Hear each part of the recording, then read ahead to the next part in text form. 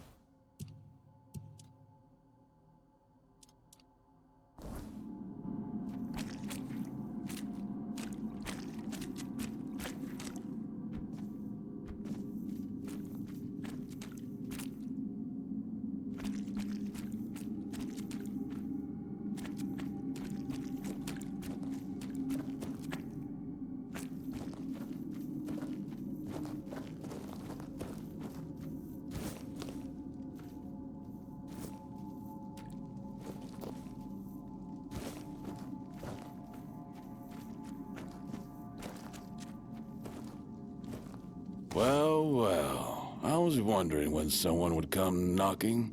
You don't look like the bounty hunting type, though. So tell me, did Asgol send you?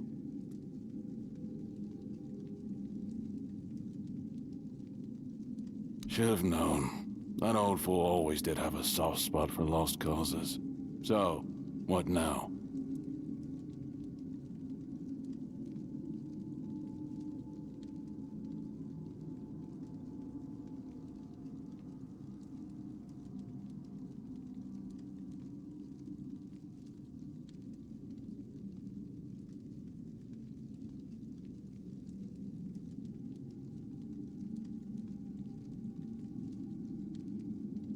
Disappear, huh? That's what I've been doing my whole life. Hiding, running, scraping by. I don't owe him anything, you know? But maybe I owe myself one last chance to get out of this mess alive. All right, I'll go. Not for Asgol, not for you, because I'm too damn stubborn to let the world bury me just yet. Tell him something for me. Tell him this. The boy with the slingshot grew up. But some things never change. He'll understand.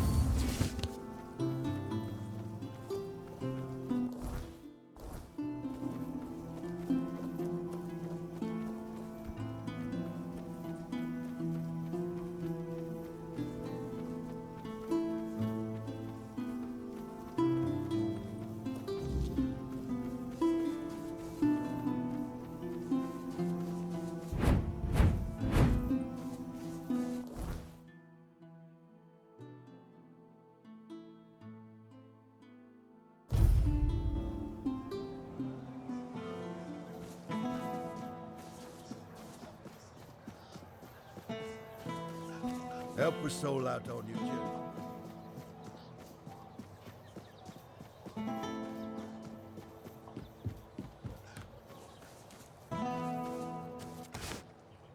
Any news about how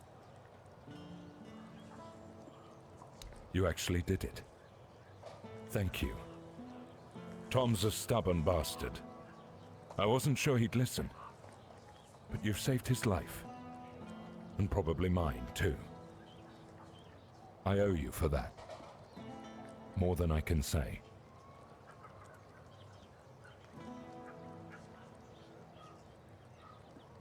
That damn slingshot. He's not wrong. Some things never change. Not for him, not for me. You did what I couldn't. Whatever happens now, that's on me. Thanks.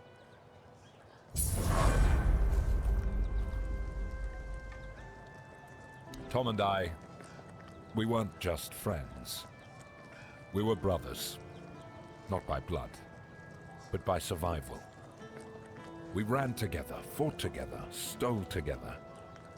Until one day, I put on this uniform and he didn't. I told myself it was for the best. That I was doing the right thing. But Tom saw it differently. He saw it as a betrayal. And now, here we are. Years later, with a bounty on his head and a sword at my back. So, tell me, do you think a man can ever really outrun his past? Aye, that's what I've come to think too. No matter how far you go, it's always right behind you, waiting for the day you finally slow down.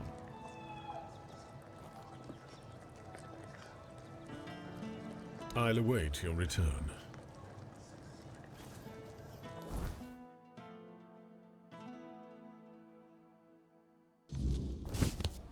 Watch yourself.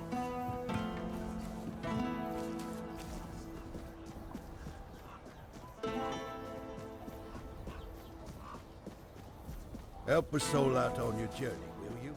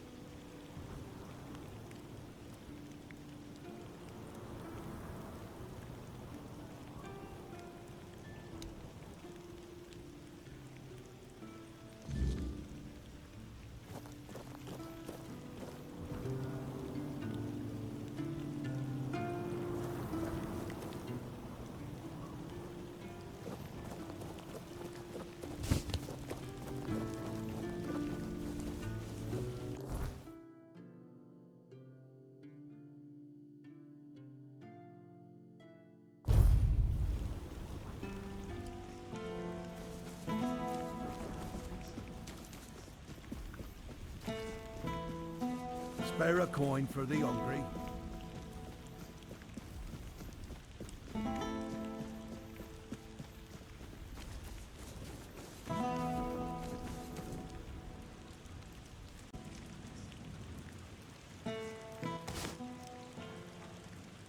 That's not good. I was hoping we could start the evacuation soon. Now all I can do is keep sending reminder letters to Camelot. Again. And knowing how things go, those letters will probably get stuck at the gate anyway, because those geniuses won't figure out how to get them through. Anyway, thank you. Here's your payment.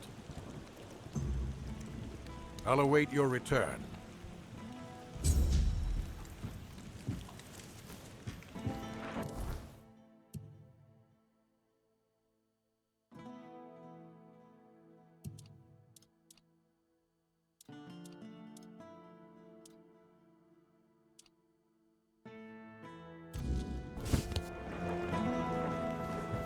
You looking for trouble?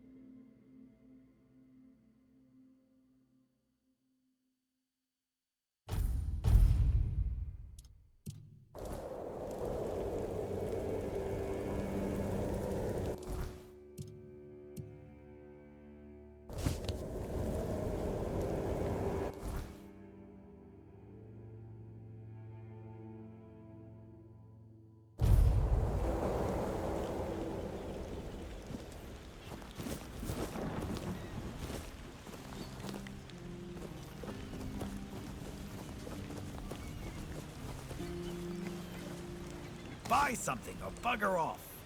Unless you've already bought from Orla. Then just bugger off.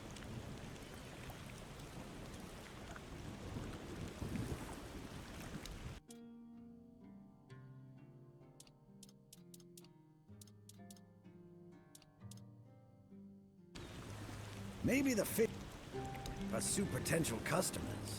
Listen here, pal. Clearly you don't understand how trading works in a place like this. I've no idea where you come from, but here, it's the potential customer who needs to pursue the vendor.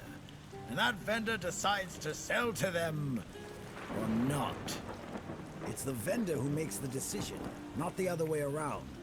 How many people here do you think are offering to exchange goods for coins? I'll tell you, not bloody many. Yeah, Orla. A woman merchant from the keep. Go on, try giving her your money. I bet she'll just shortchange you and call it a day. She has no wit and no finesse when it comes to trading.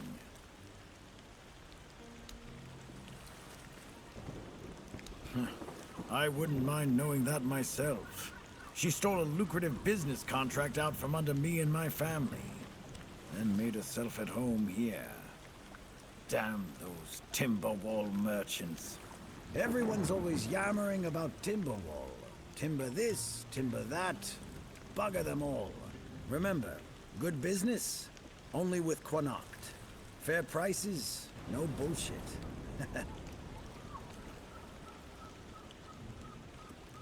I just told you, a business contract. It's an agreement. Two sides.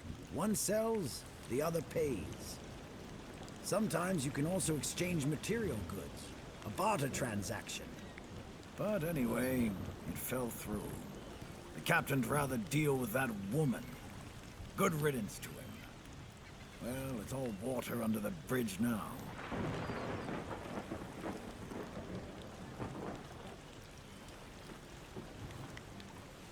Yes, Connacht. From a merchant family, to be specific. Though I've always wanted to join the Royal Geographers. To chart the uncharted. But I broke my leg, badly enough that I couldn't travel anymore.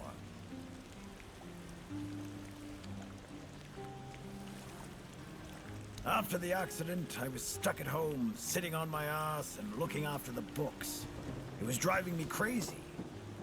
Not what I wanted from life. When that contract I told you about fell through, I stayed here for a bit. Lost track of time. My brother got worried, so he came looking for me. I told him I'm not going back empty-handed. So he said we might as well do business here then. He helped me set up the shop, and left for home. You've never heard of them? They're a guild of explorers, dating back to the age of legends. They travel across Avalon, documenting all the lost and forgotten places, crawling through hidden caves, discovering old ruins. That's what LSA and I dreamed of. Though only one of us got to live it.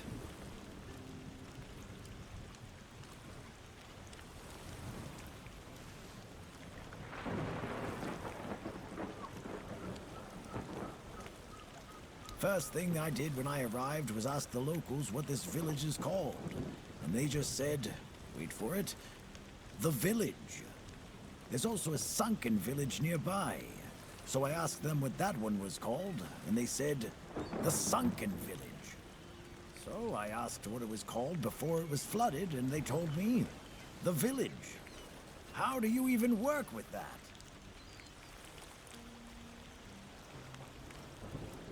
Long enough to know what sells. Not that I'd mind having a wider selection of goods, you know. Some more options on offer. But people here don't need much, so what you see is all I have. Then there's the refugees. For now, I guess they're good business. But long term, doubt it. Sooner or later they'll run out of money. They don't have any way to earn it since no one wants them here. They'll get kicked out, or they'll just leave and not come back. But there'll be others around to keep the businesses running, more or less.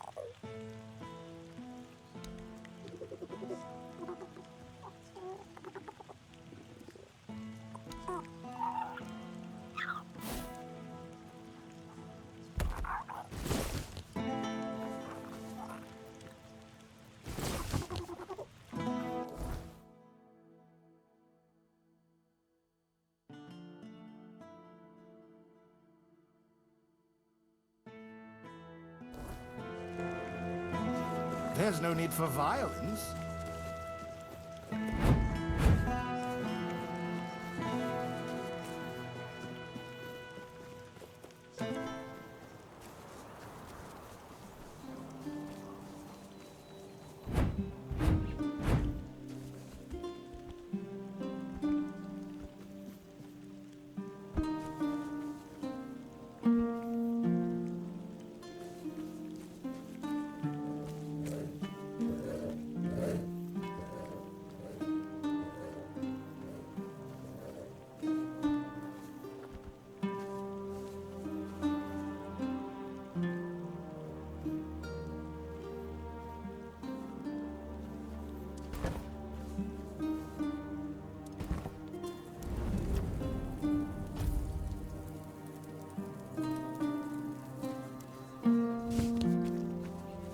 Oh, an adventurer.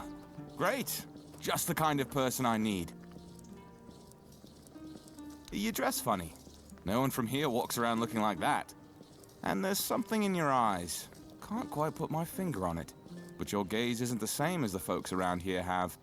So, if you're not from Kunacht and not from Camelot, that makes you an outsider. And an outsider means adventurer.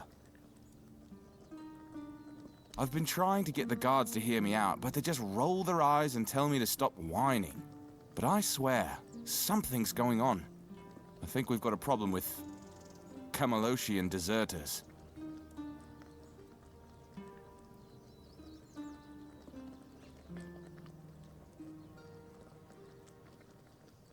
Deserters, I tell you. Roaming the area, sneaking into camps, stealing anything that isn't nailed down. Supplies, tools, maybe even weapons. And do you think anyone cares? Of course not.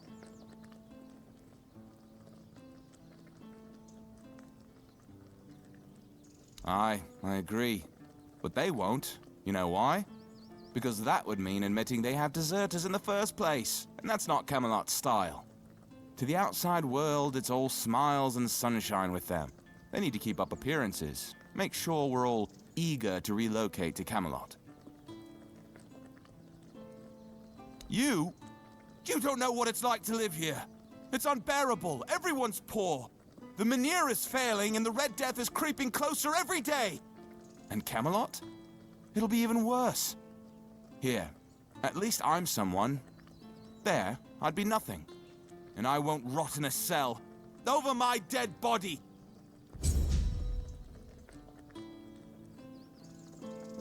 You're here. Me? No, not at all. I told you, they stole my heirloom.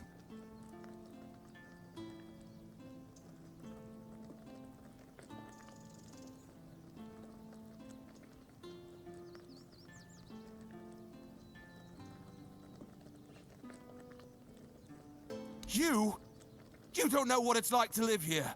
It's unbearable. Everyone's poor. The Menhir is failing and the Red Death is creeping closer every day. And Camelot? It'll be even worse. At least I'm somebody here. There, I'd be nothing.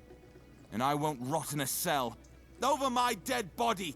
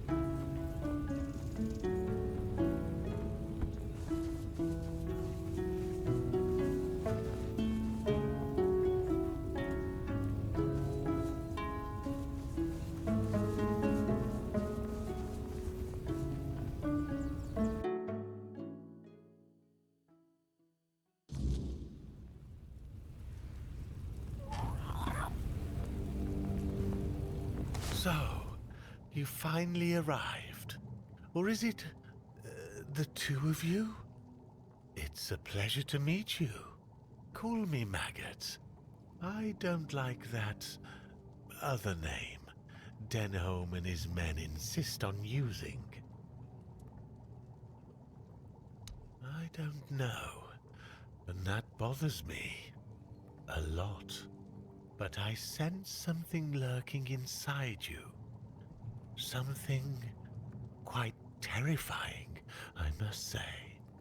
All I'm sure of is that you've been exposed to vast quantities of the weirdness and survived. And that's rare. Let's say I have certain skills when it comes to magic.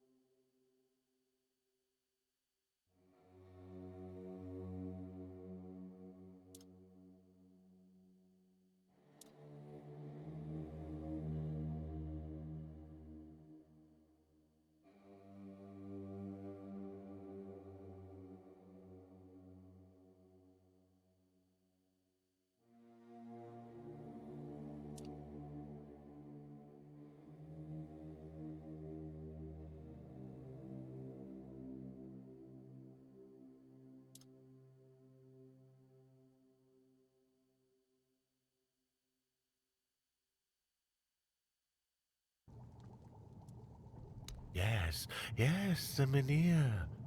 It responded to your presence. It reacted to you. And that's unusual. It means big changes are coming to our small Kunacht. Do you know why all those Camelot troops are here?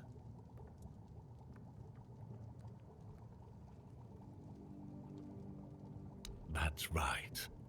Unfortunately, they believe that by gathering all the dying Mynheers and placing them around Camelot, they'll stand a fighting chance against the oncoming weirdness.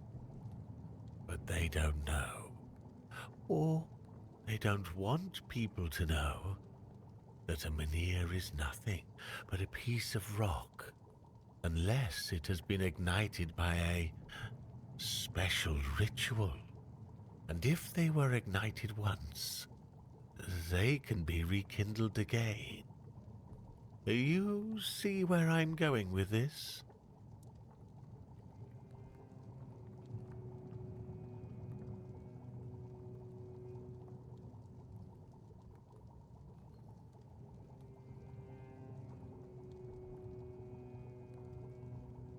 No. I want you to rekindle the Mynheer in Connacht. I'm too old to play a hero, but I can help you become one if you care about things like that. And I, for once, would like to stand on the right side of history.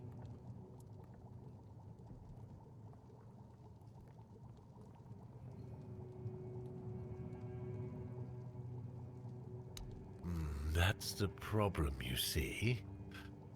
I don't have one. The moment the Mynheer reacted to you, I felt something. As if a piece of my brain was trying to tell me something, but I couldn't quite reach it.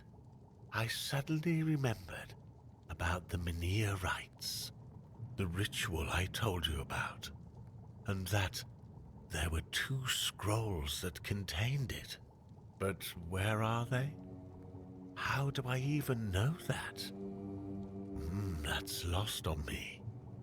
So, it looks like we'd have to take a little trip into the recesses of my memory, literally.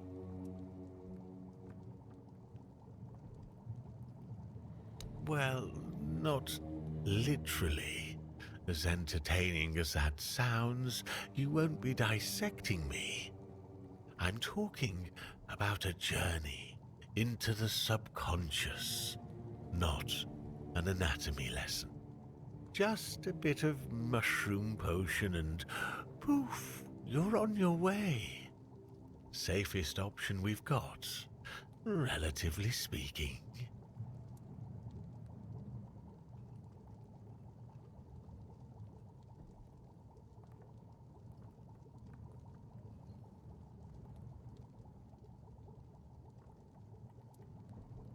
Do you think I want somebody wandering around in my brain, looking for memories I decided to bury?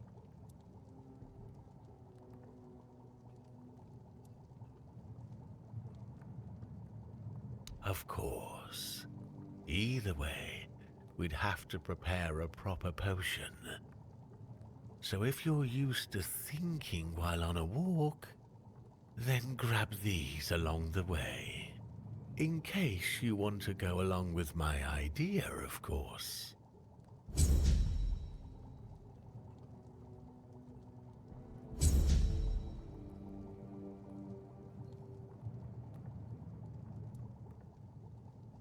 Let's see. The raspberries. We'll save those for later. Very nutritious. Perfect for the after effects. Nutrition is key, my brave friend. I'll make jam so delicious It'll knock your boots off. You'll thank me later. Wait and see. Now, it's time for us to embark on this shared journey into the self. See you on the other side.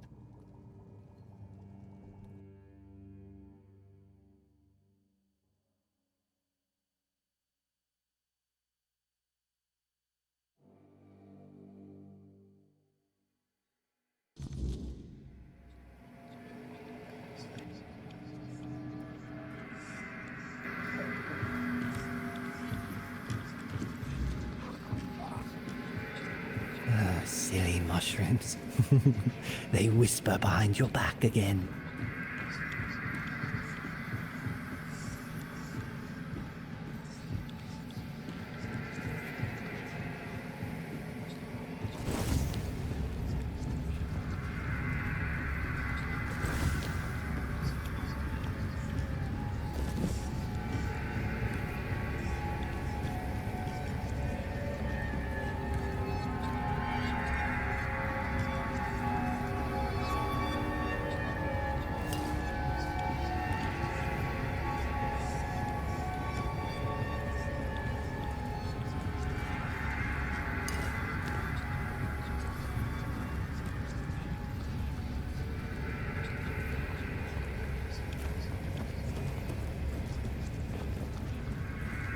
How did you lose your name?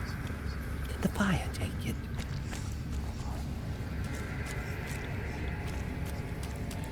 A drink a day keeps the clarity away.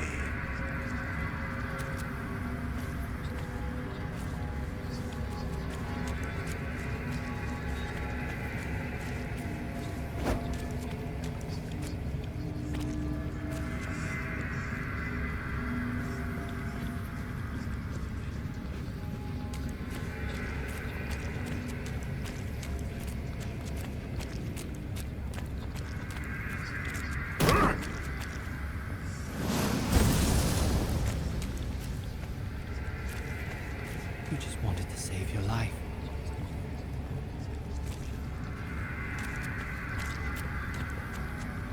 If it weren't you, someone else would have pointed them to the hiding place.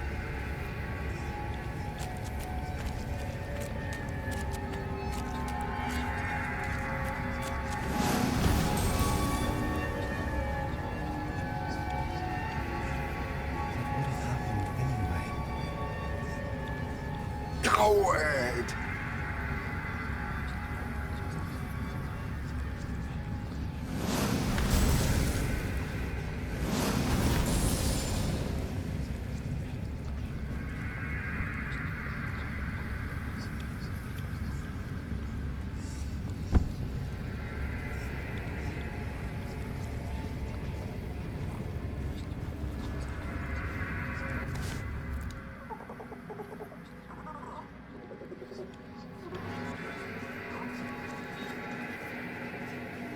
Wait!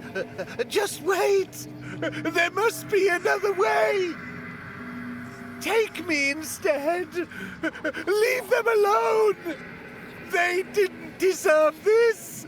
Please! Let them go! Please! Wait! Just wait! There must be another way! Take me instead! Leave them alone! They didn't deserve this! Please! Let them go! Please!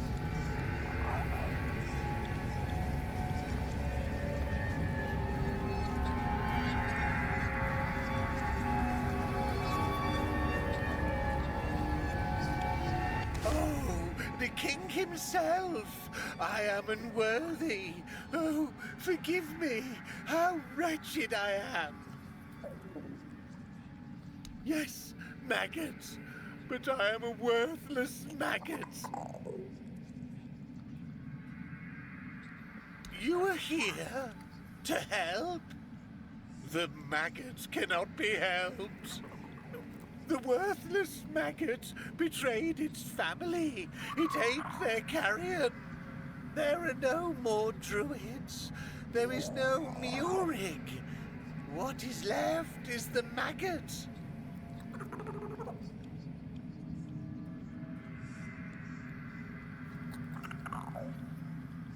I ate them. The vile maggot ate the druids, then ate Miurig. And now the maggot is all that's left. The maggot was born when Miurig pointed to where his brothers were.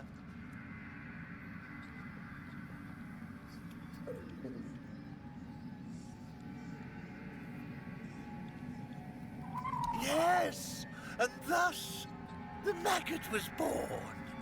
The maggot doesn't deserve to live. Would you like to kill the maggot? The maggot doesn't want to live. Miurig gave birth to the maggot. The maggot ate Miurig. But the maggot doesn't want to live. Kill the maggot!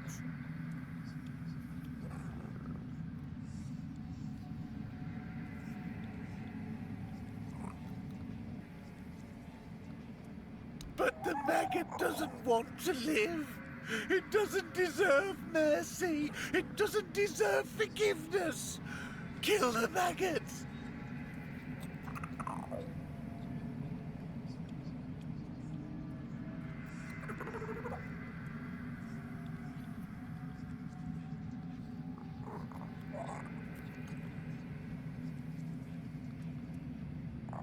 The maggot doesn't know if it can. The maggot wants this pain to end. Kill the maggot!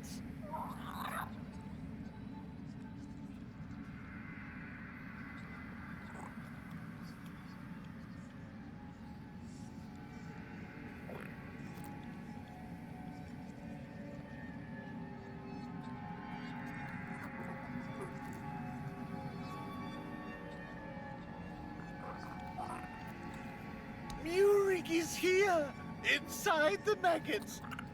Miurig was silent until now. Miurig notices your presence. Miurig is awakening. The maggot will try. It will seek Miurig inside itself and talk to him. Miurig should be wiser than the maggot.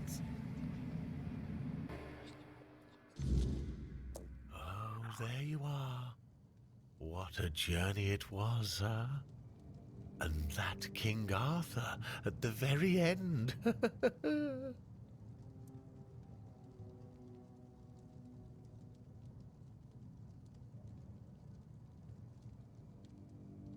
Now that's curious, because the giant worm was me. It's interesting how my mind saw King Arthur in you.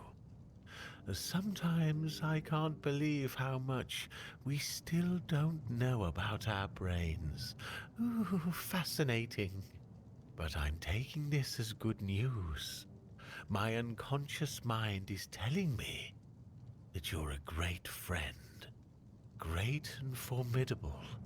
Like King Arthur. Now, the world is going to change. My world, at least. And that's all thanks to you. I am eternally grateful for that.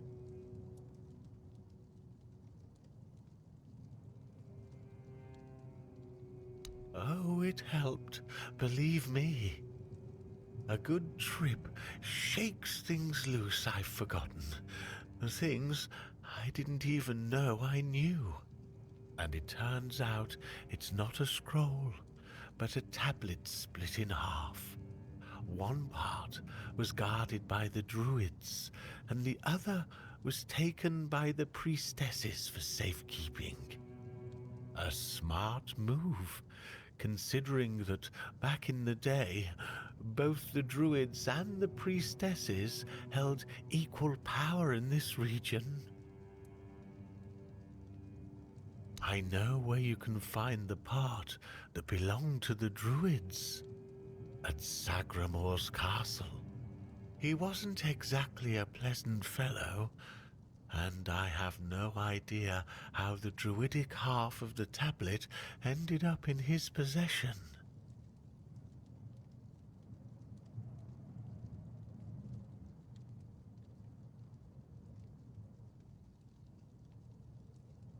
But my subconscious doesn't lie. My master etched Sagramor's name onto it, so it must be the only place where that part of the tablet could be. You'd have to ask Nianti about that. She's much more knowledgeable when it comes to all that priestess stuff. Ailey's a good girl, but she's up to her elbows in work, and I doubt she's had time to dig deeper into the history of their order. So, that leaves Niante as your best option anyway.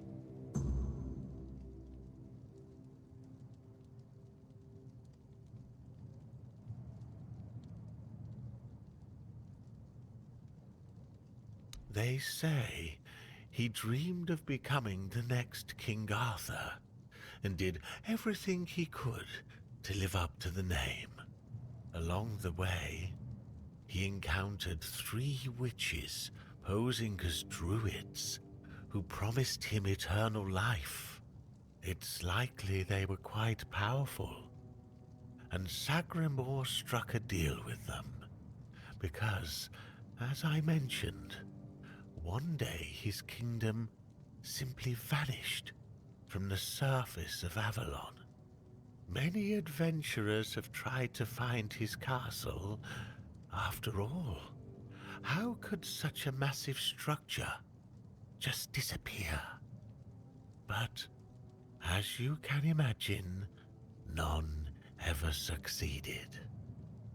I can only hope you will.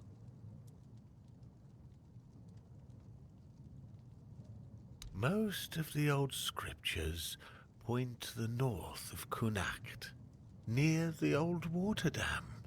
Of course, near could mean 1 mile or 10.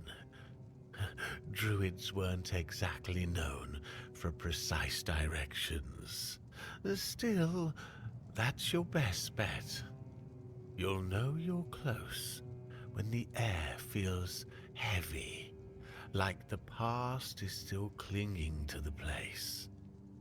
That's how it usually is with old druid stuff.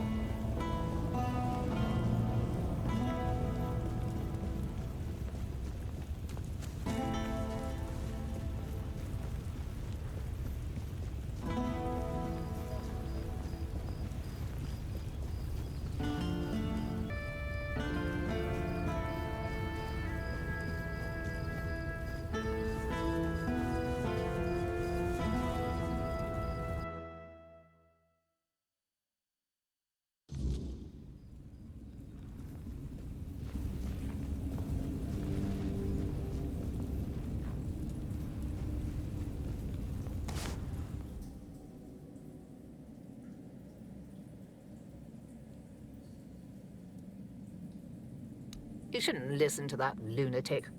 Every time I see him, he's under the influence of goddess only knows what.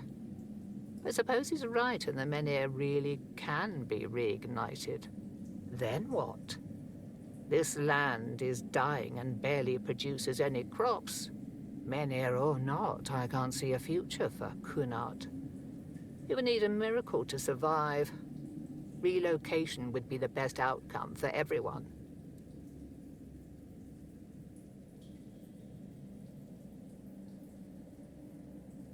So you've seen what happened with your own eyes. I shouldn't. But maybe the Menhir's reaction to your arrival was a sign from the All-Mother. Maybe you are someone who can help. You asked me before whose grave it is. I come here because it's a reminder of how I failed those who counted on me, and I should feel sorrow, guilt, something. But the truth is, I lost part of myself long before Maeve was taken. I stand here. I wait for a feeling to appear, and nothing comes to me. Not ever. At the corrupted temple, something happened when I was still a priestess out there. I feel like something was taken from me, ripped from my very soul. And I've been hearing her voice ever since. Lorelia.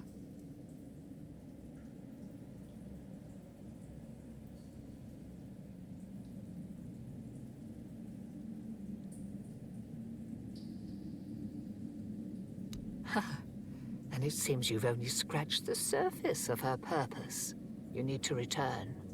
Speak to her again, but this time ask directly about me. Who am I to her? Why is she calling? There's something she knows. Something I can't piece together alone. I wouldn't ask this of you if it weren't important.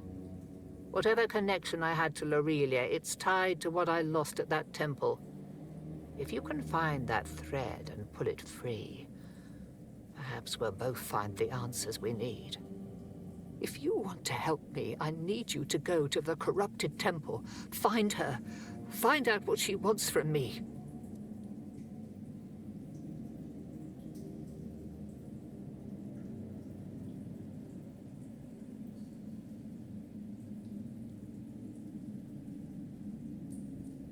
Thank you.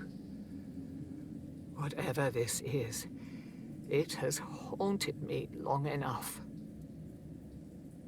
May the All-Mother watch over you.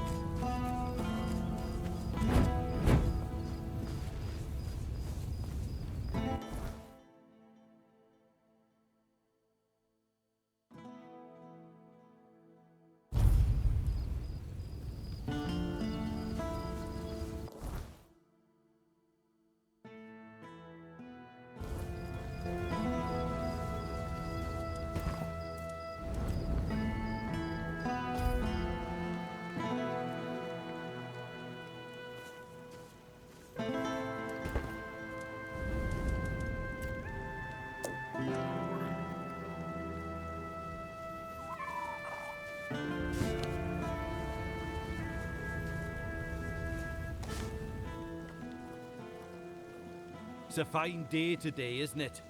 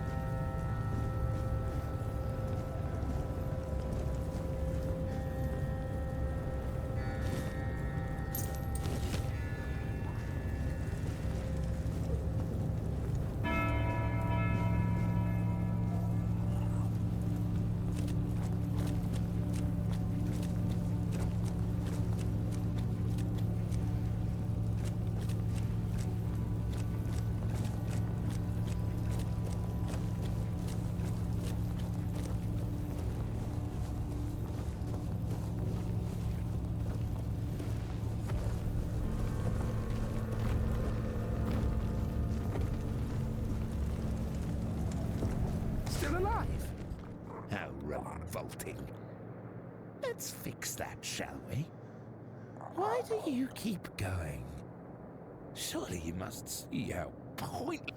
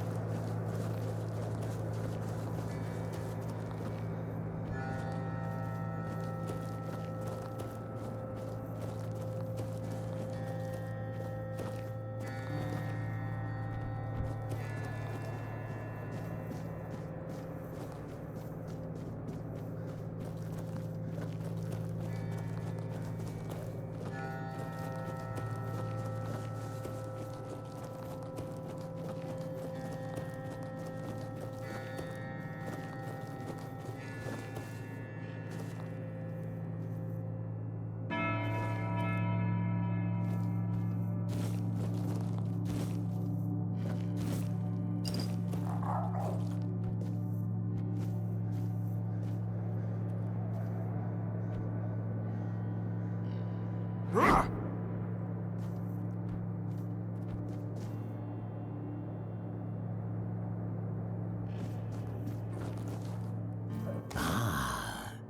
you're not one of the rats scurrying about this place.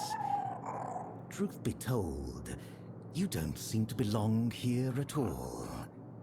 Perhaps you shouldn't be here, eh? But in the grand scheme of things, it's none of my concern.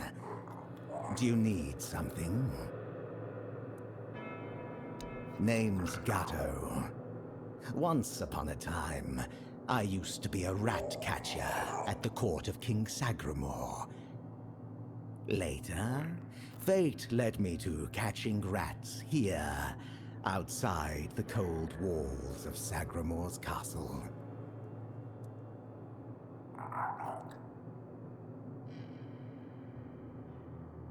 A king is a king. He bears the flaws inherent to any ruler, as if the crown itself bestows similar faults upon each bearer. But there's little to say about Sagramore. It's the queen, his wife, who is the true delight. She's scheming, spiteful, and beautiful. The ideal woman. Trust me, I've met King Sagramore on many occasions. He doesn't make much of a grand impression, and he used to have quite the short temper.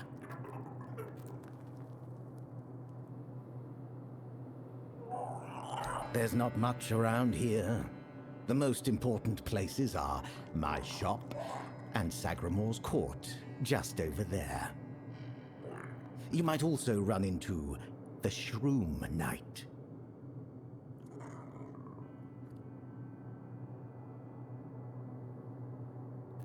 The Queen's personal lapdog. Though he's a knight, he's a rat of the lowest order. I can't make heads or tails of him. No idea what he needs. If you want, go ahead and talk to him. I've grown tired of that fellow. Waiting for a customer. Are you interested?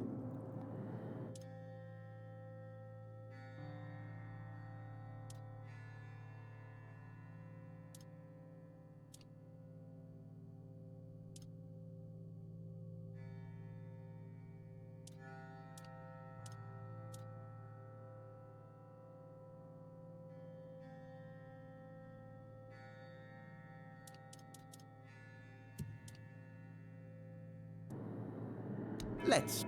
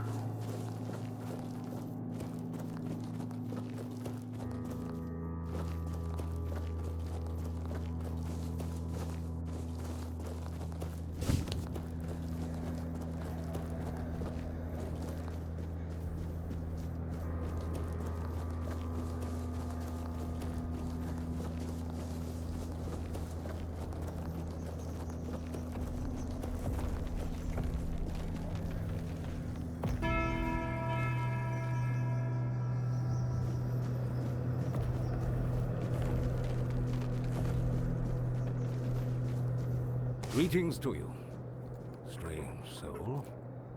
You carry a light that doesn't belong to the Sagramor's realm. You're not from here, are you?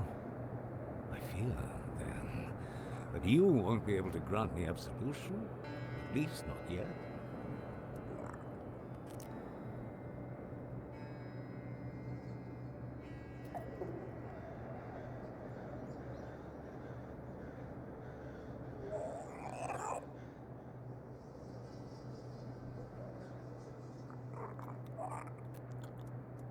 Only a pure soul can bear the sins of another. My soul was once like that. I thought it would be enough to... I don't know what I thought. I've been here for so long.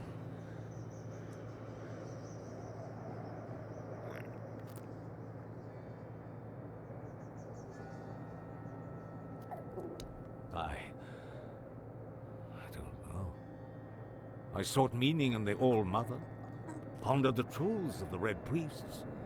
I searched for a merciful God, but all was silent. Then I came here, for Sagramor, soon to be king, was about to ascend to the pantheon of demigods, and beside him stood the Queen, as radiant as dawn, gentle as the light of spring. I swore to serve them until the end of time.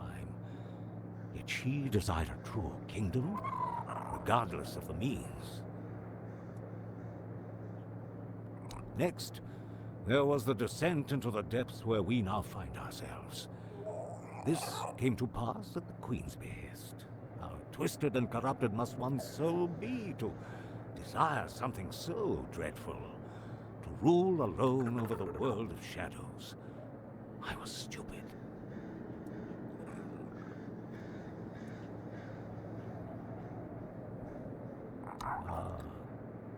That.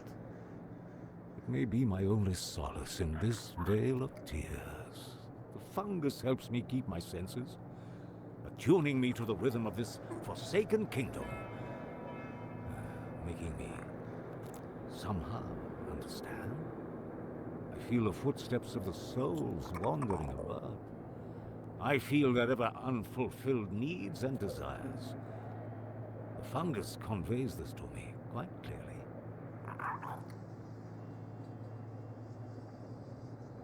Yes, and in a way, I accept the workings of this wretched place. I feel as though I am a part of it. It gives me some sensible knowledge. And perhaps there is another future for this realm. Perhaps if we are all connected here, forming one single organism, it might lighten our burden? Who knows? Apparently, this is what the world looks like without gods. Everything that was meant to be born here was supposed to fulfill a beautiful mission. Instead, it became an endless wandering in the abyss. Sagramor took a wife, a woman whose power no one was aware of, much like her true intentions. And here it is, the kingdom deep in the abyss, with its abysmal king and queen.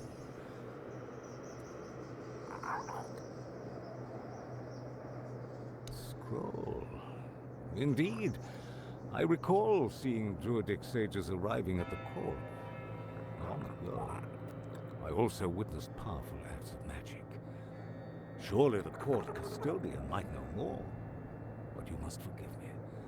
I cannot provide you with a more specific answer. May goodness and light guide you.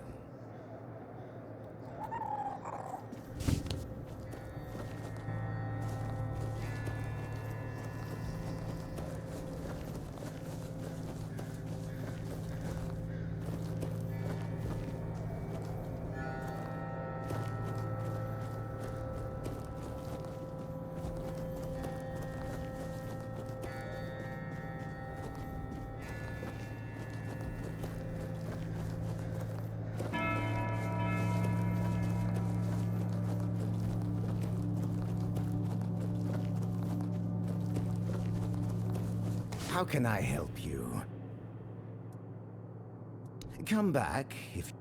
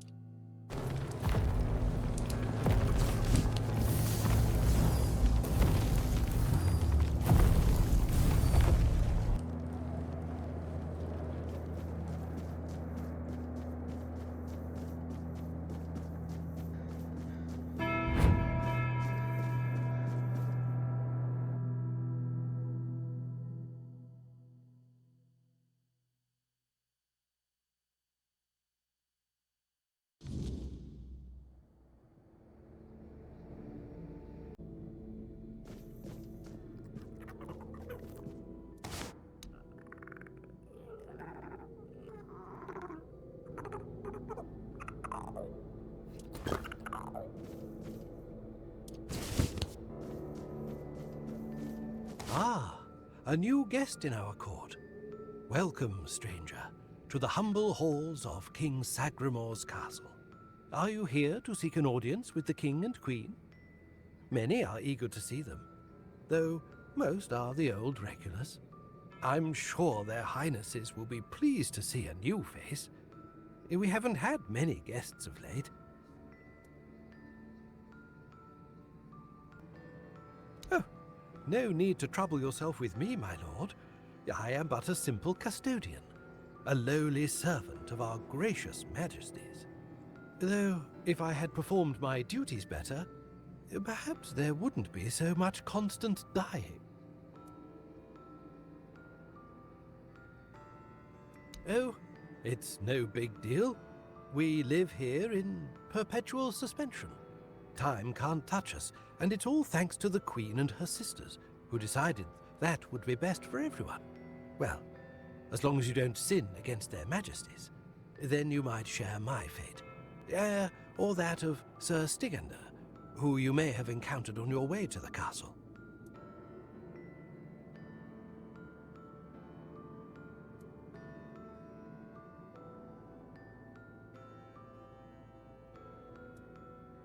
Loyalty, of course. Sir Stigander swore to our queen that he would remain faithfully by her side, and that he would take every sin of hers upon his shoulders. That was a very unfortunate pledge, as it later turned out. Now our brave and loyal Sir Stigander is atoning for sins that aren't his. But breaking his vows would be a sin in itself, requiring even more atonement. It's a no-win situation. But such is our fate. Well, I wanted to feel the softness of the royal bed. Yeah, no, don't look at me like that. It's not what you think. The Queen's honor is intact, at least where I'm concerned.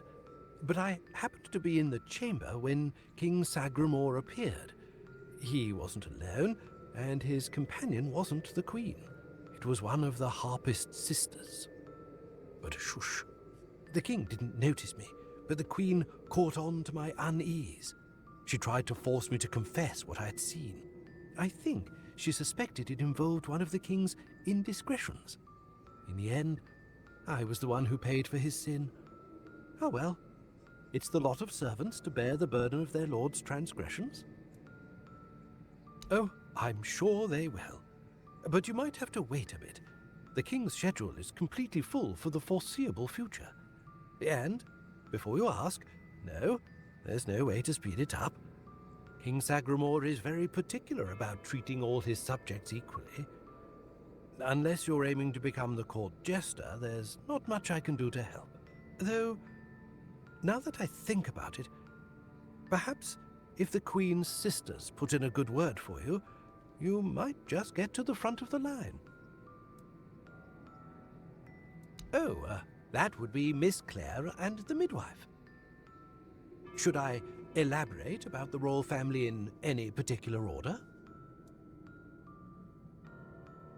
She's the youngest of the sisters. She used to be so sweet and innocent. But now, well, I shouldn't gossip. I'm already trying to make up for that. Just know that Miss Claire isn't a bad person. She became envious of the Queen's love for the king and ended up chasing after boars who never really returned her feelings. I don't know much more than that. Talking to Miss Claire is rather, difficult. You'll see what I mean. She's a wonderful woman, completely dedicated to family. Her life's mission was to bring a child to the royal couple into this world. She loves all the royal children. Unfortunately, none of them are, suited to inherit our kingdom. You'll be fine, as long as you don't insult her family. I'm glad you asked, my lord.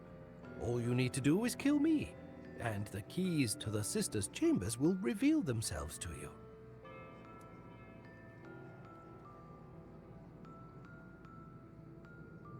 Yes, exactly. It's no big deal. I've died thousands of times. That's just how it is for me. Ever since Sagramor's kingdom was established, I've been the keeper of the keys to all the chambers in the castle. And with magic, when a spell says, guard at the cost of one's own life, well, it tends to take that phrase quite literally. If I died forever, I wouldn't be able to guard the keys anymore, right? So I come back to life every time someone needs a key from me. That's just how things work around here.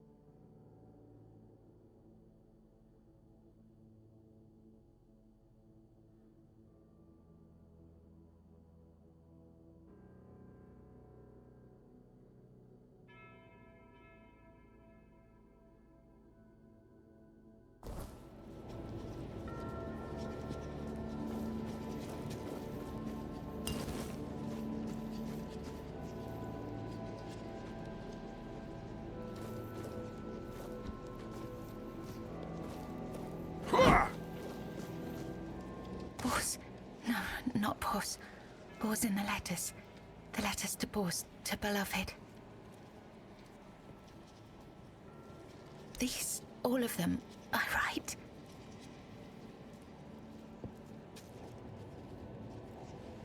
Letters to beloved Bors, I write.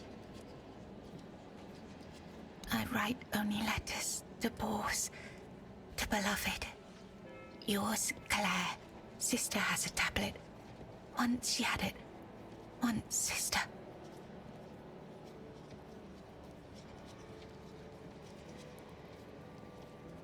There is no love in her. There is much in me. For Bors. For beloved. I write.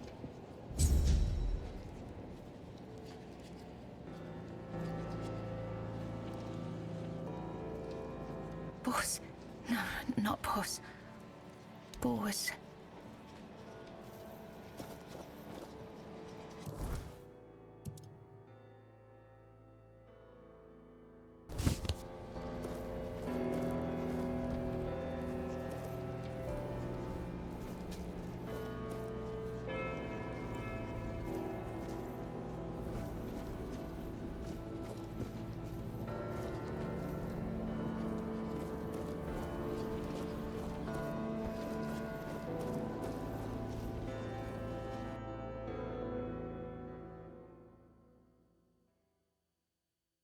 Once upon a time, there lived a young maiden named Claire.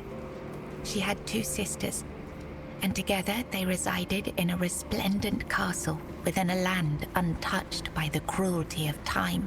In this unchanging realm, there was neither the sorrow of endings nor the joy of beginnings. No sunrises, no sunsets, and no seasons to mark the days. Such was the design of the eldest sister, whose insatiable hunger for control bound the kingdom in eternal stillness. She hoarded love, devotion as a dragon hoards treasure. Yet for all her power, her heart remained empty, cursed to feel nothing for eternity. Claire, the youngest and gentlest of the sisters, moved quietly through the cold, unchanging halls. Her beauty was, too, untouched by age or hardship. Yet unlike her sisters, Claire possessed a secret. A flicker of defiance against the curse that gripped their land. Her heart remained free, protected by a force beyond even her eldest sister's reach. True love. This love bound her to a noble young man named Bors, whose memory was her light in the kingdom's shadow. Though torn apart by dark magic, Claire refused to surrender to despair. She knew that giving up hope would mean losing herself entirely, succumbing to the same cold emptiness that claimed her sisters. So she endured, her heart steadfast in its belief that love could shatter even the darkest of spells, and that one day, somehow, she and Bors would reunite.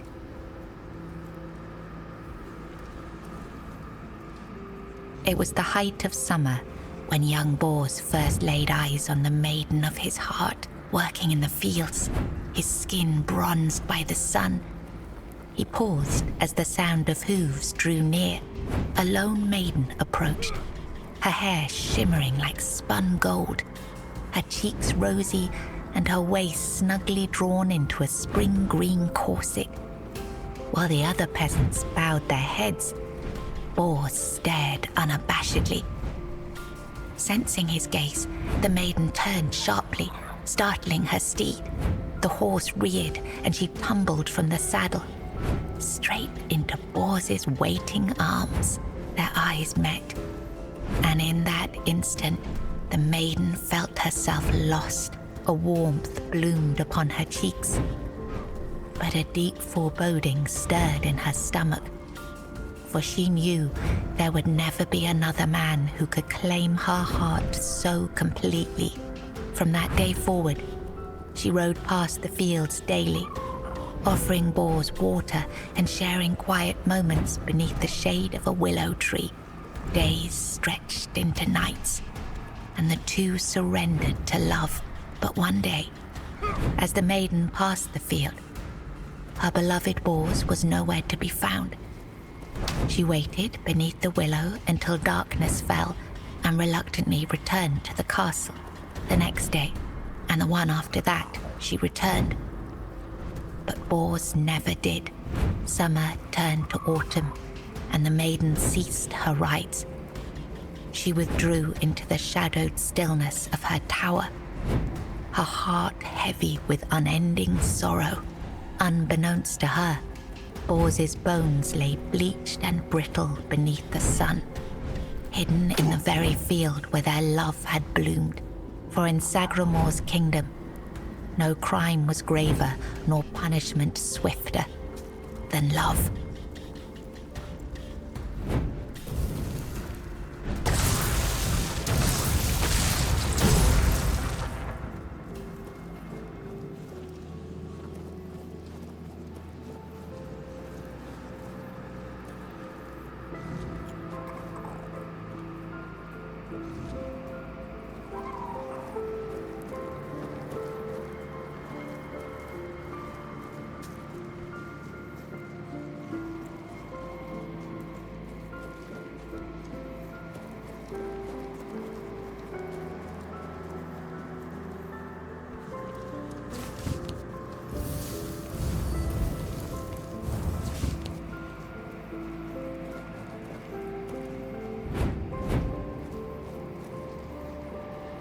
Long ago, there lived a maiden named Claire, fair of face and gentle of heart, cursed by her cruel sister to remain imprisoned in a high tower. Forbidden to step beyond its walls or look out of the window, she spent her days weaving a tapestry of the outside world, a world she could glimpse only through the reflection in an enchanted mirror. Yet Claire dared not lift her eyes from the loom, for the curse was absolute. If she ever stopped her weaving to gaze out the window herself, the fragile thread of her life would snap. One day, the mirror revealed a grand procession on the road below. Among them rode a knight clad in gleaming silver armor, a sapphire cape following behind him. His warm eyes and copper hair struck Claire's heart with longing. Unable to resist, she rose and stepped toward the window for a glimpse of the gallant knight. The moment she moved, a terrible pain gripped her chest and the mirror shattered. Claire, knowing the curse had claimed her, fled the tower. She reached the road just as the procession passed, grasped the knight's cape, and collapsed. Sir Bors turned at the sudden tug, leapt from his horse and caught her. Her breath grew faint, and she whispered, "Do not grieve, for I am glad to have seen you, my knight." With those words, her spirit departed. Sir Bors wept bitterly, for never had he seen a maiden of such beauty and grace. His heart swelled with both joy and despair, for he knew he would never again love another as he loved the fair and cursed maiden, Claire.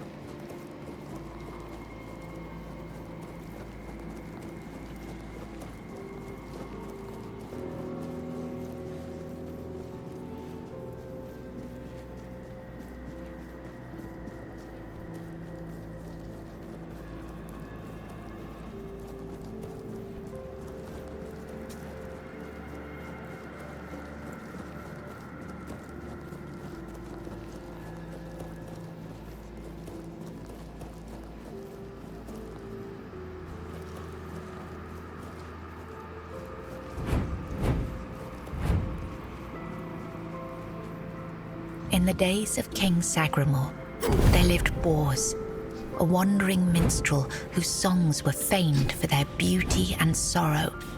Among his melodies was one that bore the weight of his heart, the ballad of a lady named Claire. Claire, a noblewoman of unmatched grace, had been betrayed by her jealous sister, who sold her to a rival lord for power. Locked in a distant tower, her pleas for rescue went unheard. But Bors, who had once sung for her in her father's court and fallen deeply in love, learned of her plight and vowed to save her. He journeyed to the castle where she was held and sang beneath its mist-shrouded walls each night, hoping she might hear him. At last, a faint voice joined his song. Claire, her spirit unbroken despite her captivity. Determined, Bors devised a daring plan. Each evening, he sang in the castle hall, lulling the court into an enchanted trance. When the moment was right, he slipped away to free Claire. Together, they fled through shadowed halls, hearts pounding with hope. But as they reached the forest edge, disaster struck. The alarm was raised, and the guards gave chase. Armed only with his lute, Bors faced the guards to protect Claire. In the struggle, he was struck down, his body falling beside his broken lute. Claire was dragged back to the castle, her heart forever bound to the minstrel who had died for her.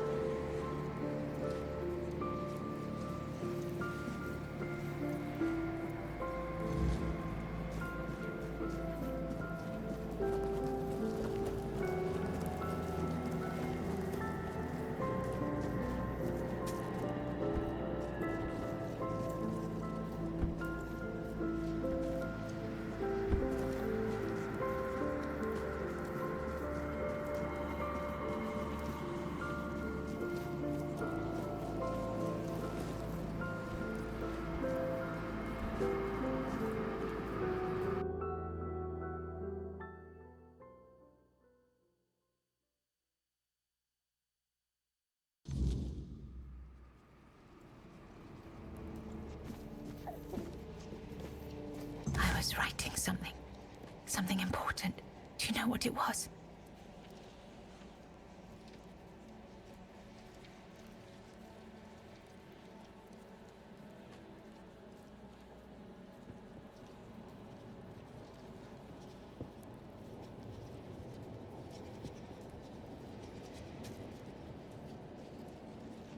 Yes, Bors, my former lover. I have fond memories of him.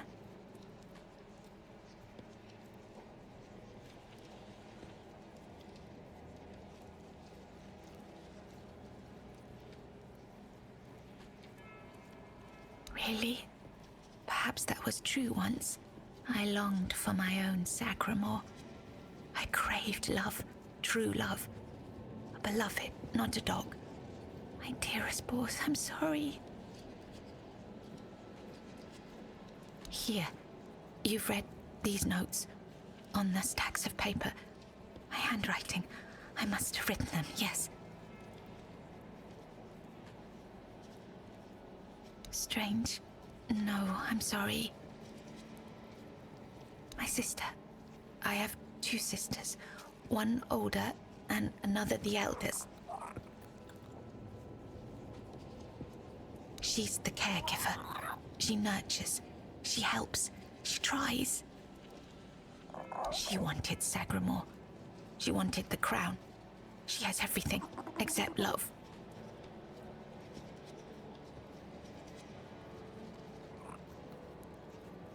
She does. She holds the power of the men here. She has everything.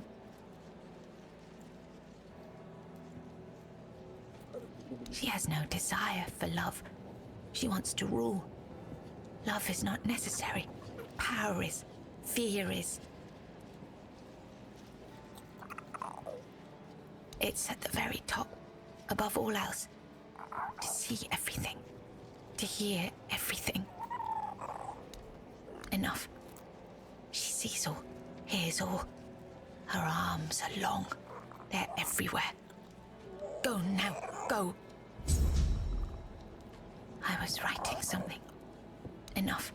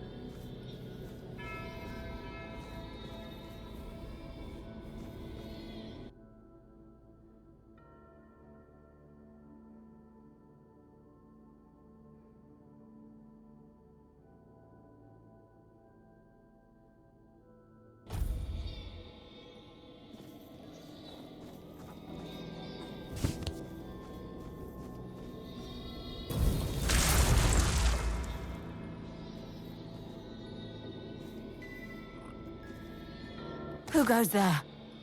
Are you here to see the children? Oh, my sweet babies. I lost them.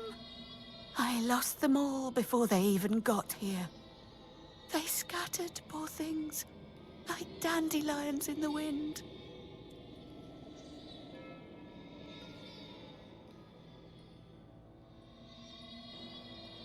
My little flowers, they're all gone. Met their grim fates within these castle walls.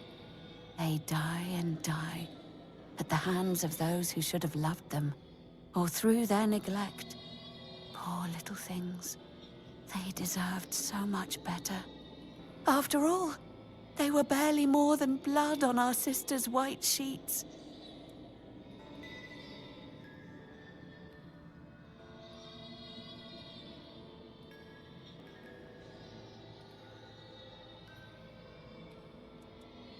They are here because I wished for them so desperately. I hoped my sister would be happy. But you cannot force something that was never meant to be. Yet I tried, and tried, and tried. Now they haunt my dreams and waking hours, while the Queen has forgotten she ever carried them under her heart. No, no, I swear they are here. They are all here. Our little princes and princesses. They never were, and never will be. Yet they give me no rest. Last night, I dreamt of our brave Wieland pierced by 100 arrows. 2 nights before, he was swallowed by the water. He never left his mother's womb, yet he calls to me always. But I cannot find him. So I write. I write when he last showed himself to me, so I'd know, so I could go to him if I ever had a moment of peace.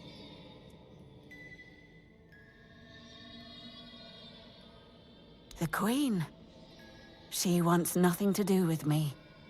I failed her so terribly that she no longer wishes to see me.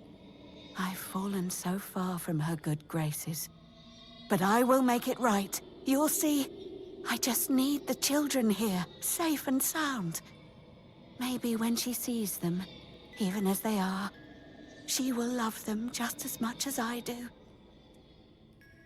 Really? You'd do that? And you won't hurt them, will you? Please, I cannot bear to hear their cries anymore. I need them close, so I can watch over them as I was meant to. If I could keep that one promise I made to my sister, perhaps then I could finally know peace.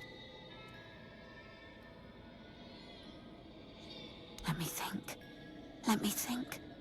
Renaud, the Crown Prince, loved to stand on the balcony, gazing down at the gardens, watching the legacy that will never come to be. Little Noah, covered in blood. His mother would wash him again and again, scrubbing endlessly.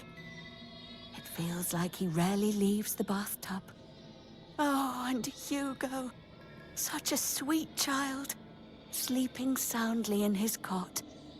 Sleeping and sleeping, always and forever. He has his favorite lullaby.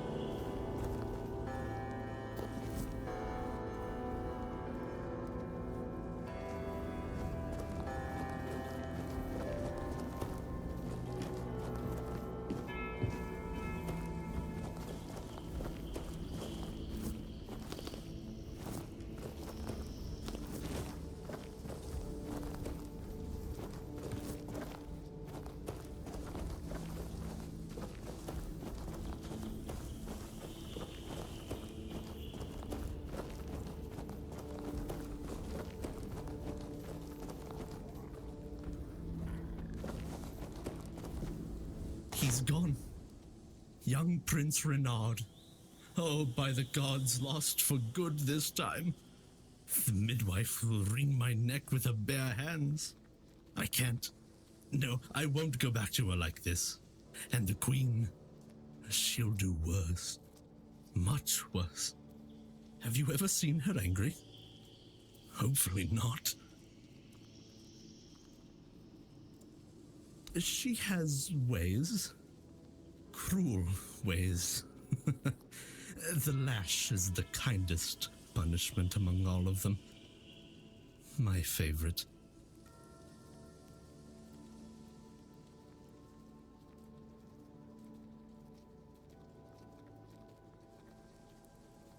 Oh, yes, of course. Straight into the void. He stood there for a long while, just staring into the well, and then he was gone. He just stepped in like it was the most natural thing in the world.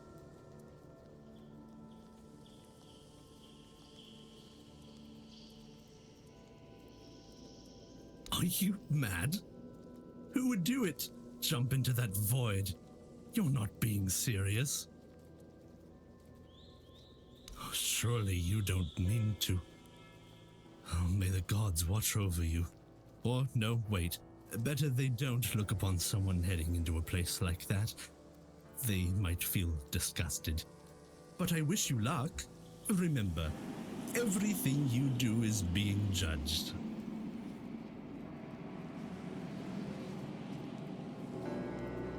I should have stuck to serving feasts.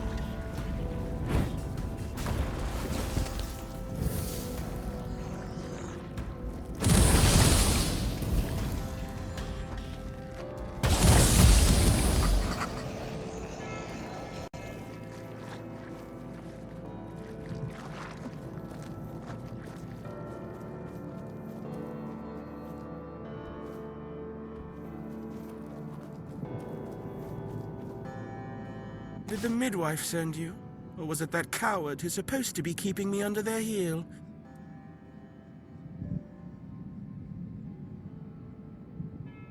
The firstborn of the king and queen. A proper little princeling. Almost grown, though life has never tested me thanks to the comfort I was raised in. Which is why I'm full of whims. Why I think only of trivialities. Why I'm just a gilded youth, unable to appreciate what I have. I won't bother listing every one of my vices. Don't take it personally. You're not that special. Nobody is. I just wanted you to leave me alone, but as always, everything in this house proves hopelessly useless. Any form of service, flawed and feeble. They lack competence. Next time, I'll find a deeper despair and an emptier void to hide in. Mother won't be pleased with how miserably the court servants perform their duties. She never handled disobedience well. Well then, we can skip pedagogical lectures, as I know you'll force me to return at the end. And later, I'll try to run away again.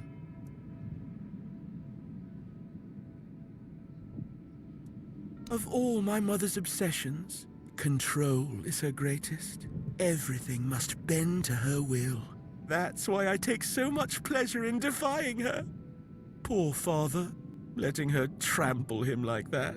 It seems a crown on a man's head weighs him down and dulls his mind. The charms of power.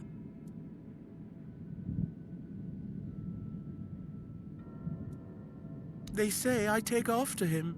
Look closely, and you'll see all you need to know. How pitiful I must be then.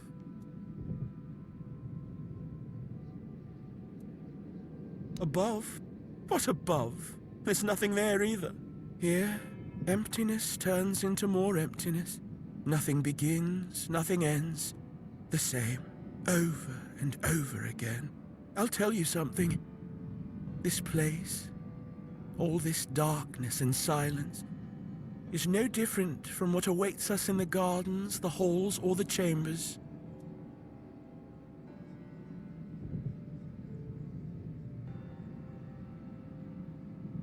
Spare yourself the trouble.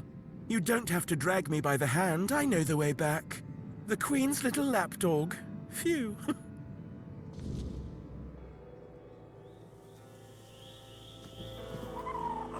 You found the young master.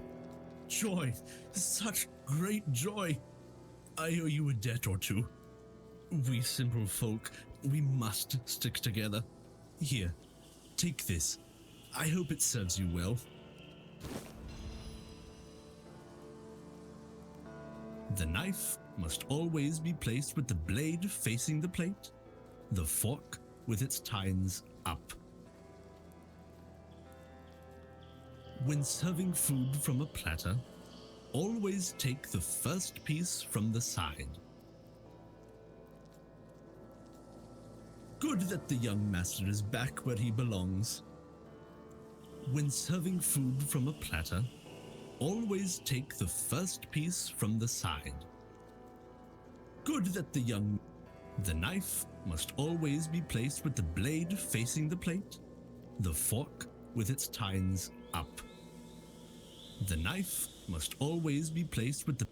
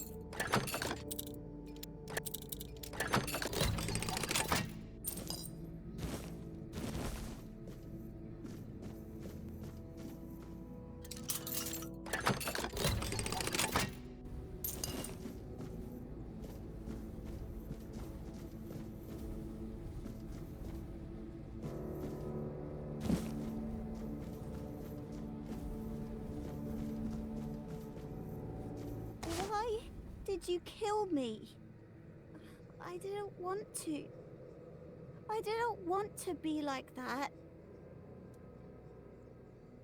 Mom, she used to call me Little Fish sometimes, when she was in a good mood. But when she wasn't, she'd call me bastard, misfortune, or mistake. Once, during a bath, I cried that the water was too hot. So she pushed me fully underwater and held me there until I learned. After that, the water was always cold. Mama is the most important one. She controls everything. Everything rests on her shoulders. I can't disturb her.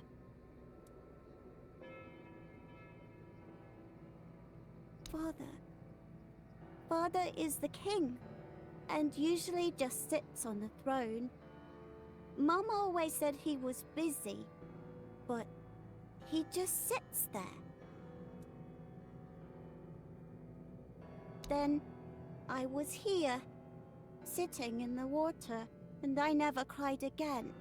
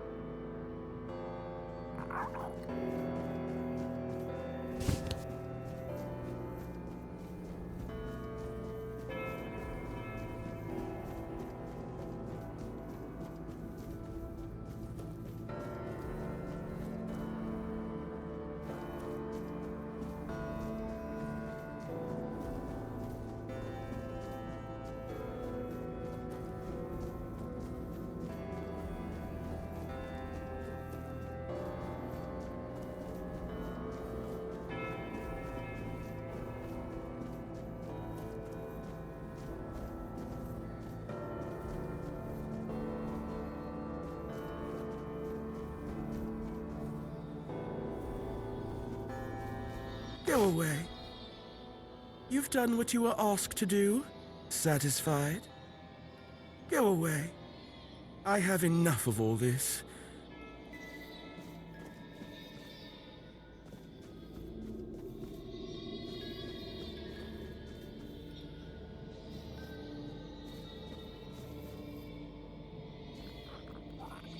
They are here. All of them. My sweet little petals. I'm so sorry. I should have tried so hard to bring you into this world.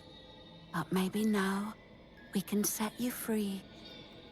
You will help us, won't you, stranger? Fate has made a mockery of us all. Our deepest desires have been laid bare, twisted into instruments of our torment. Take these poor little creatures.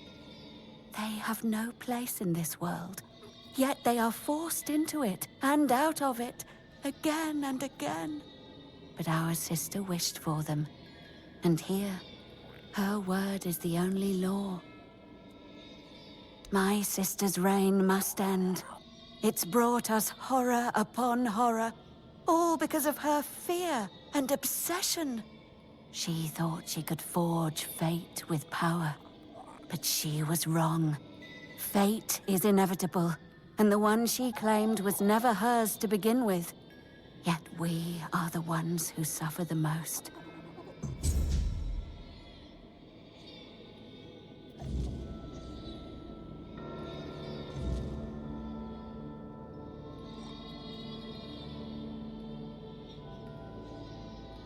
There they are, fragile.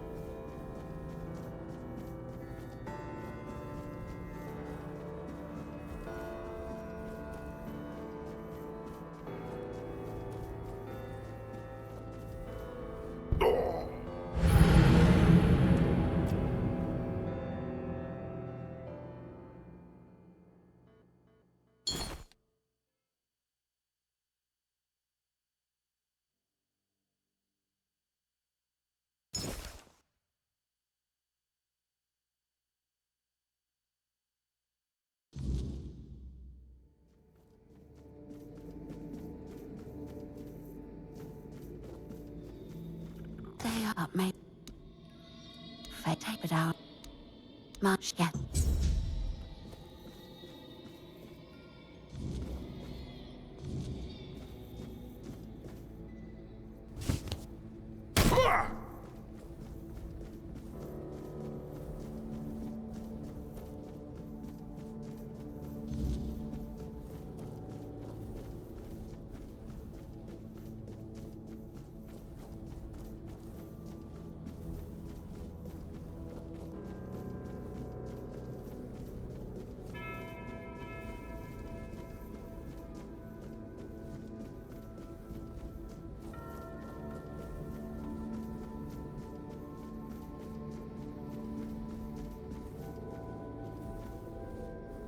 Hello again, my lord. Are you ready for your audience with the king and queen? Nobody knows. The king and queen haven't granted an audience to anyone in years. All these poor, lost souls will never get their turn. Only Stygander and I are aware of the passage of time. The rest are stuck, frozen in the moment. But we're not allowed in the throne room, so we have no idea what's going on with the king and queen. If I were you, I'd be sure to mind your manners and follow every order for your own safety. Ah, I see you're trying to coax a little gossip out of me. I appreciate the effort. You're the only one around here who can hold a normal conversation. Not many people know that the three sisters are Bandrui, female druids. Interesting, isn't it? Not all druids allow women to engage in their noble profession. They didn't care, though. They did their work, and they did it well. One day, they delivered a prophecy to Sacramore, telling him he was destined to be the next King Arthur. Our king took their words to heart, and made one of them his queen. The other sisters helped the queen maintain the kingdom in its current state. It's not for me to say whether it's right or not. I know my place in the role I've been given.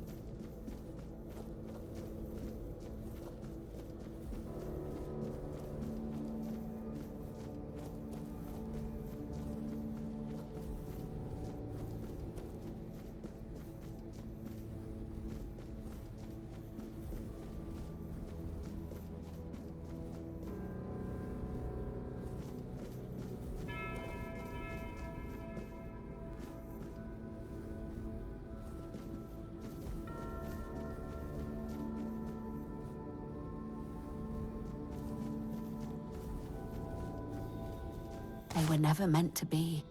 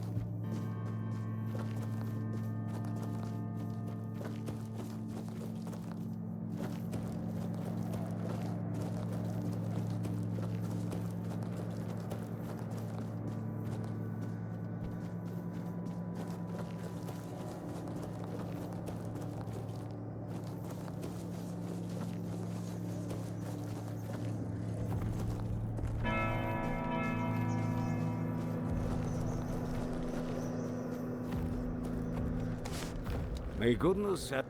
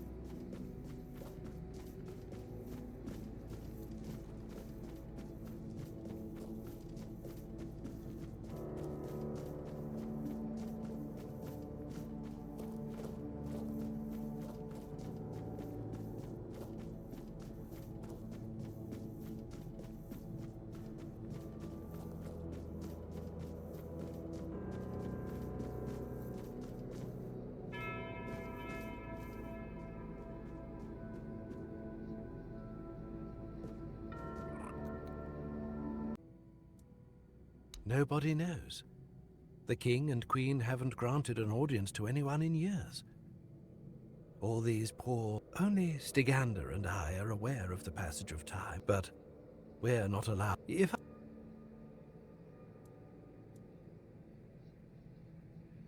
As you wish. Here is the most precious of all keys.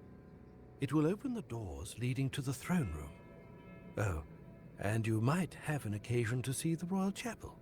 Please, don't forget us. Damned for all eternity.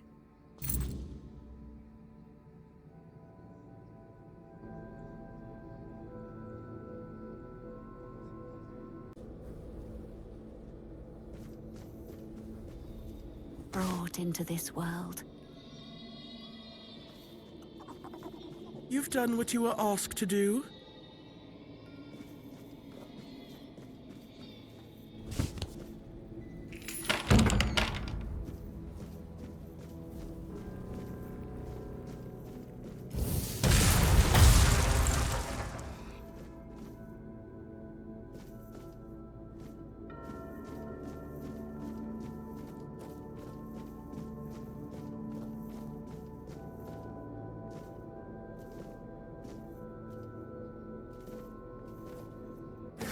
Change. You have been noticed. I was chosen to extend you an invitation to speak. But first, you must let me show you something beautiful. The mycelium. Do you agree?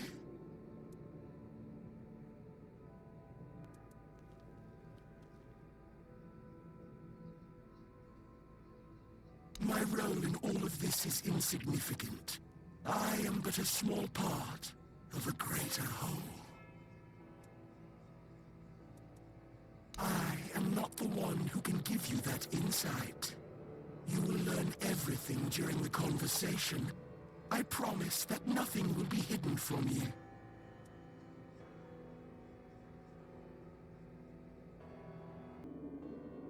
Splendid.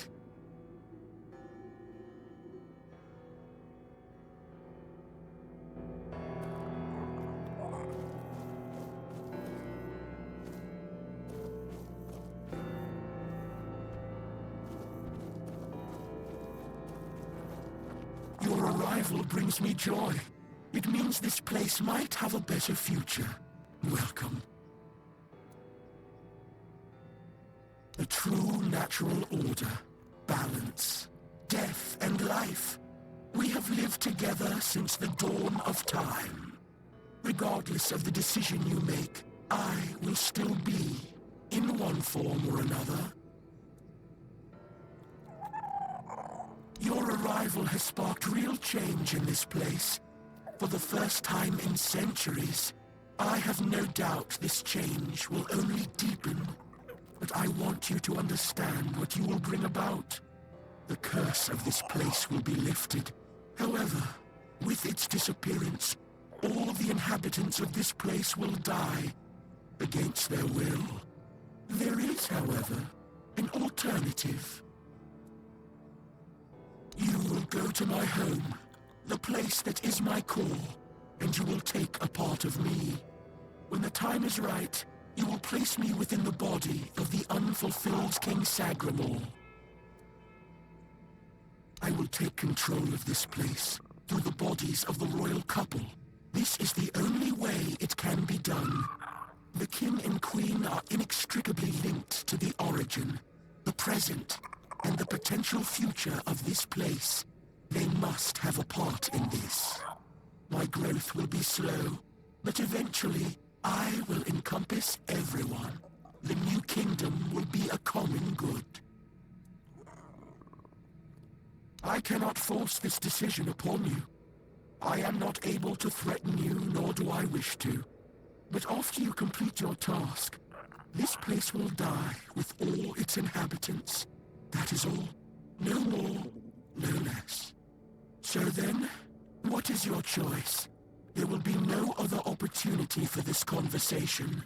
I don't want to strain Sir Stegender's body for too long. Ah, the faithful penitent. We were fortunate to cross paths. He found peace, and was able to partially come to terms with his fate by attuning himself to me. As for me, I gained this vessel through which we can converse. We helped each other greatly.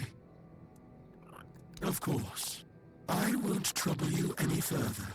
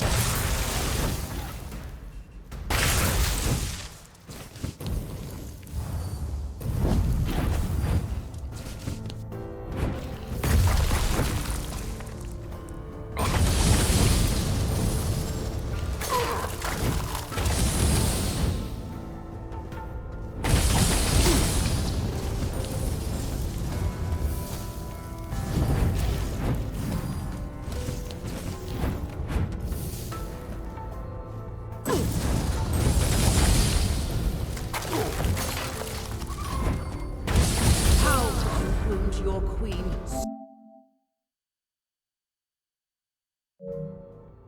Cruelly. Why did you refuse to simply bow? You could have served me for eternity. Wouldn't that have been beautiful?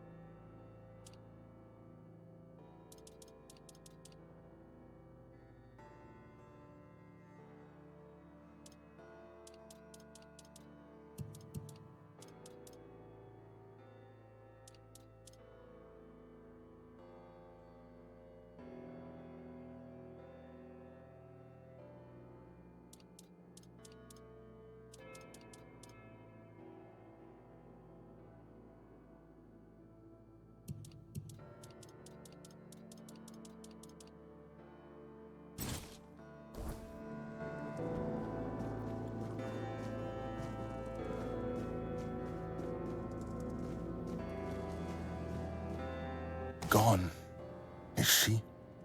Gone from one eternity straight into another.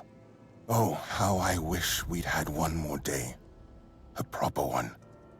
Marked by the sun setting on us forever. Once, I dreaded it. The relentless passage of time. And now, all that's left is tomorrow, and tomorrow, and tomorrow.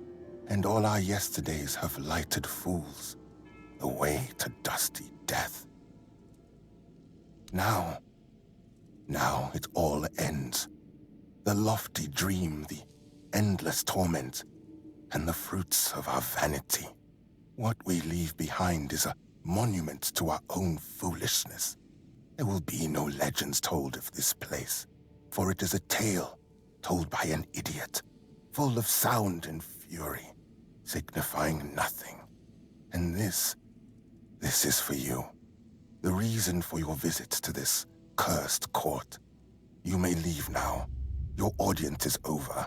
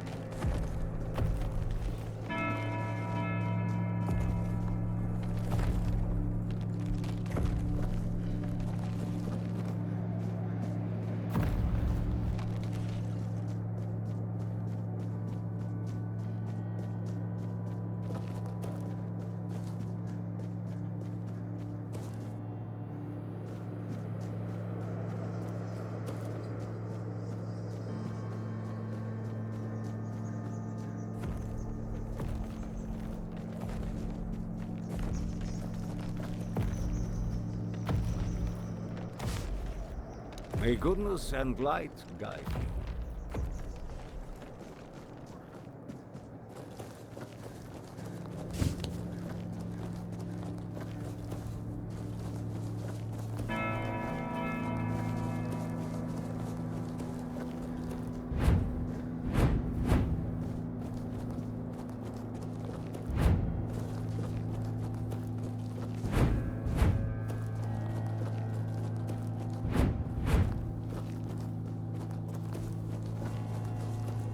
How can I help you? Let's trade.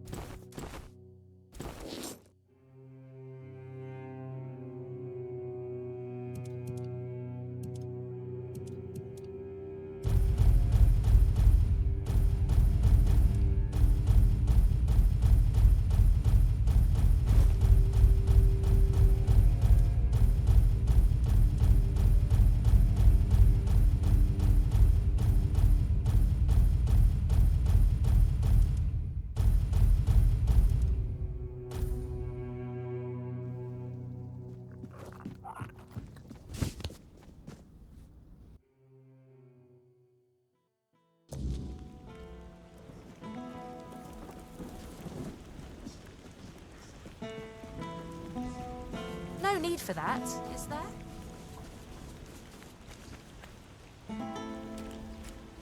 If it's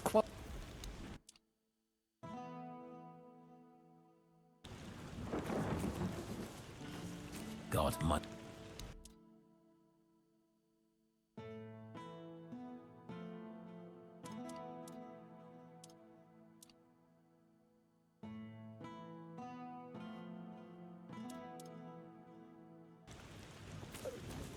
Always a pleasure to see you.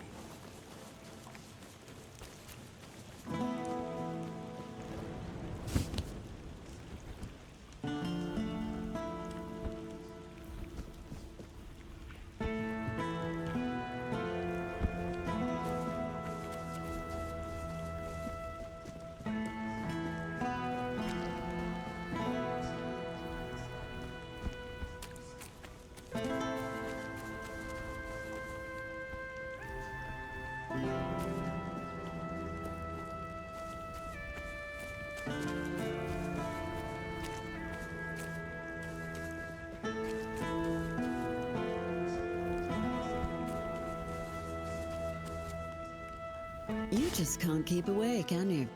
Are you really that desperate for me?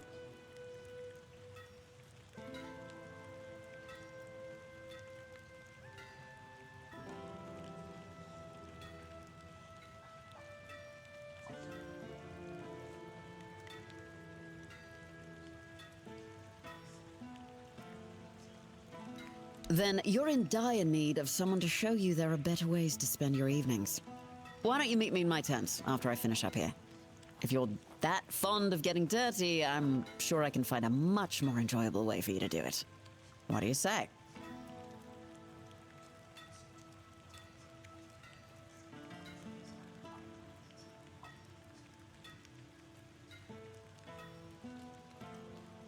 Well then, at least I'll have something to look forward to.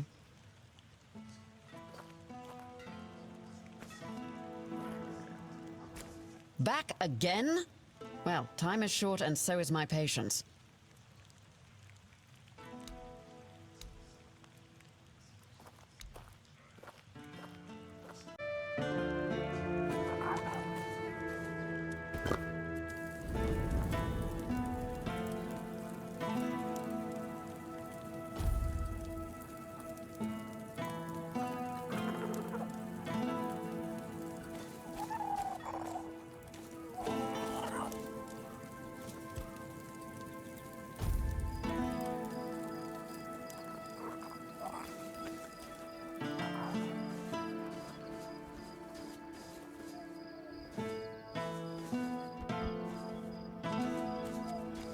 You came, and here I thought you'd wuss out. Now make yourself comfortable. It's not the peak of luxury, but at least I don't have to share with anyone.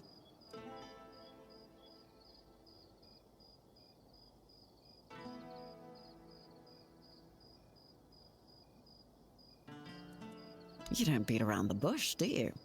Good. I wasn't planning to waste time talking anyway.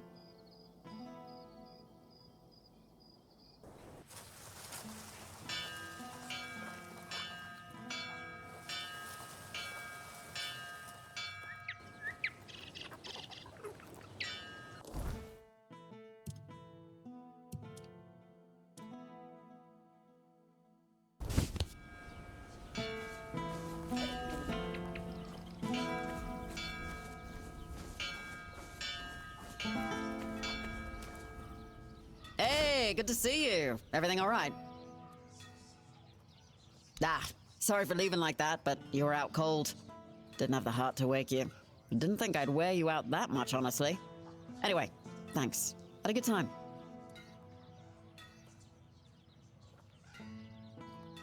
Yeah, I could tell. But I'm glad. I'd hate to disappoint.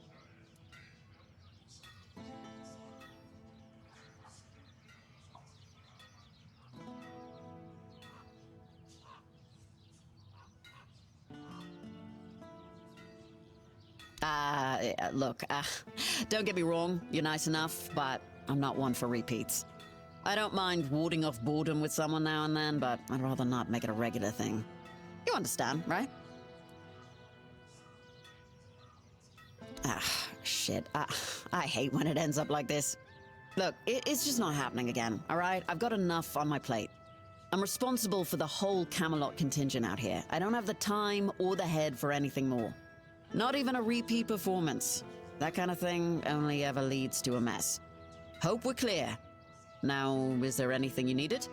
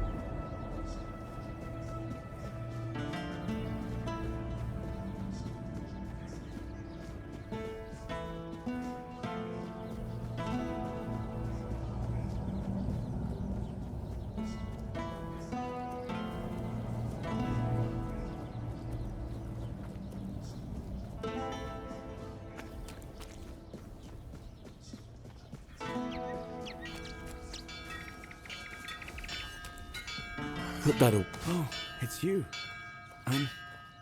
It's really great that you're here. I mean, I meant that I might need your help with a few small things, and that's why I'm glad to see you. And don't worry, this time it's not about replacing an ill heart. As far as I can tell, the one I got from you, it's doing just fine.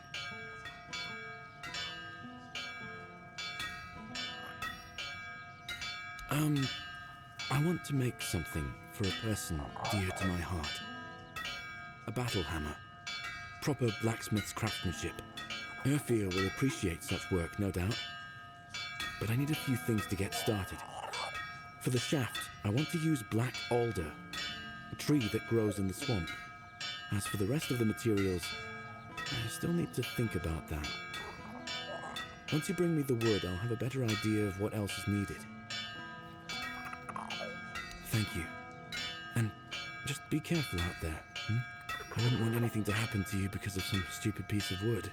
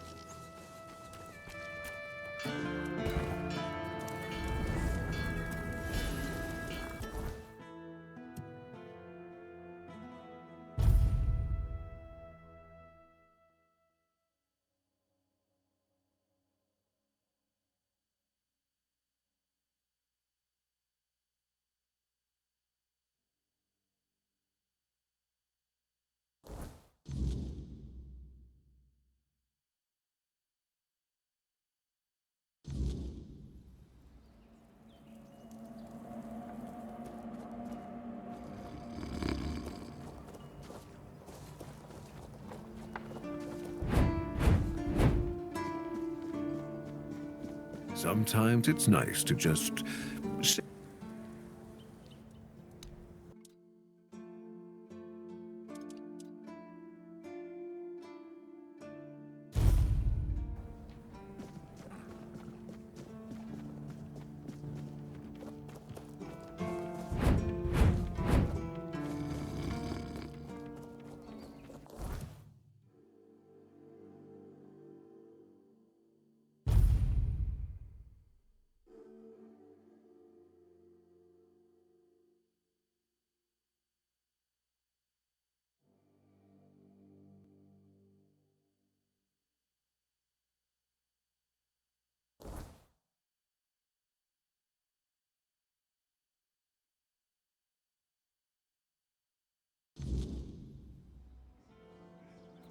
Oh, hello there.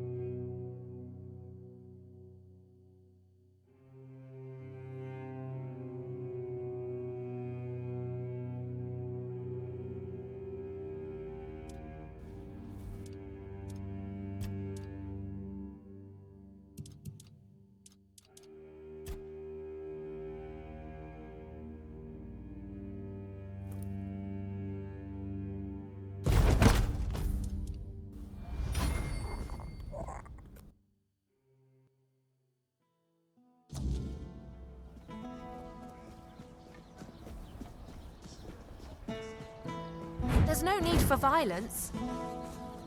Hello.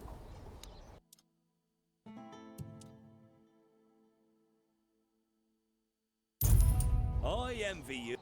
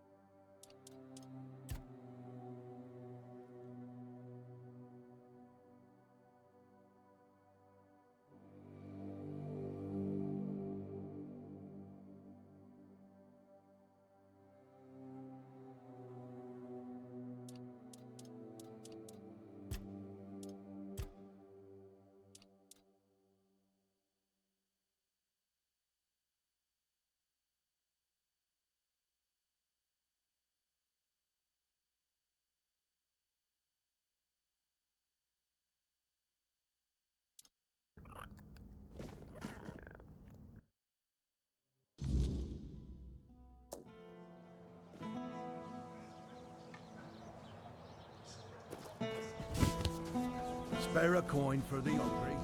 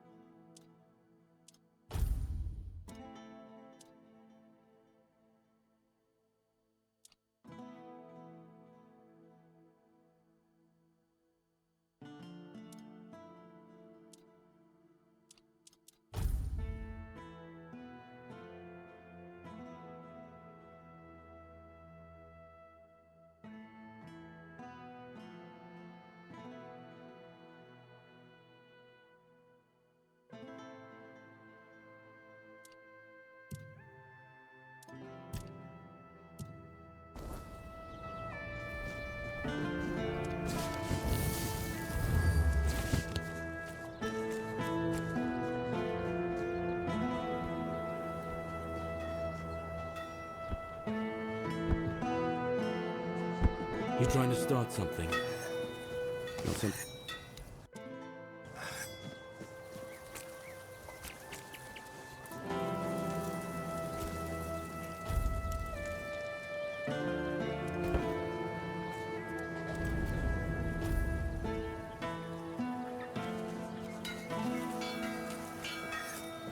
Got some...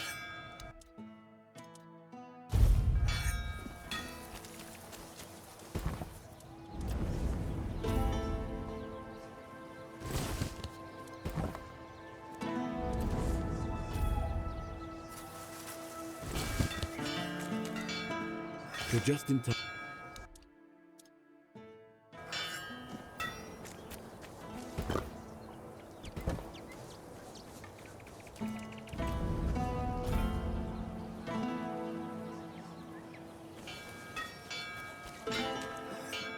You're just in...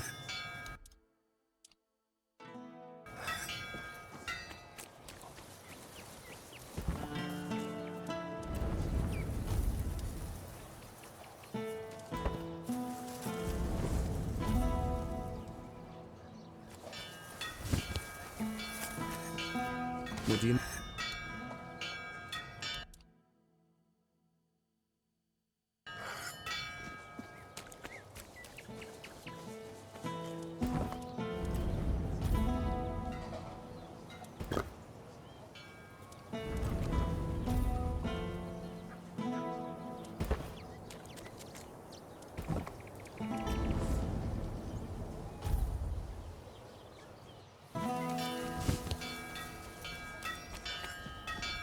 You're just...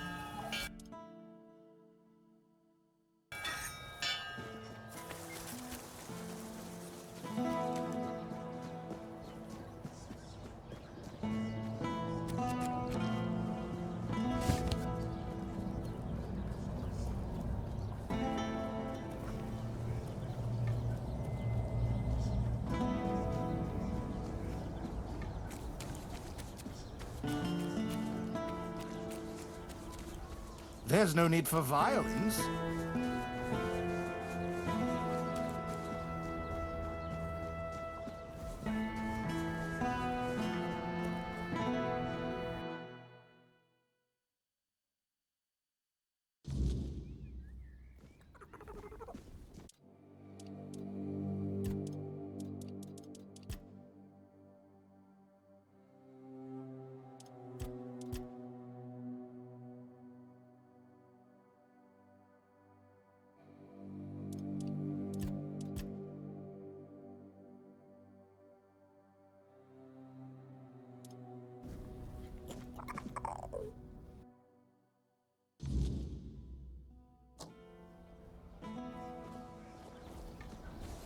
Spare a coin for the hungry.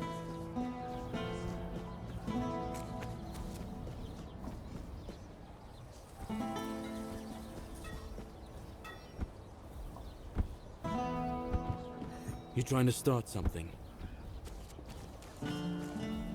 What is it now? If it's chatter you're after, you'll be disappointed.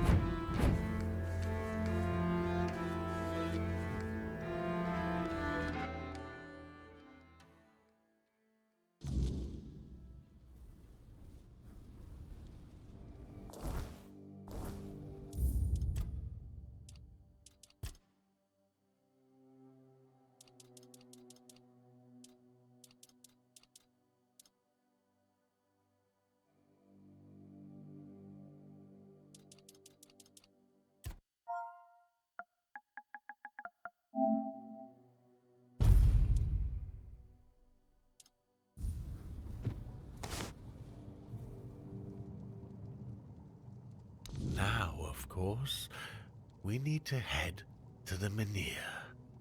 If I've read the notes correctly, the ritual has the best chance of success if we perform it after nightfall. No time to lose.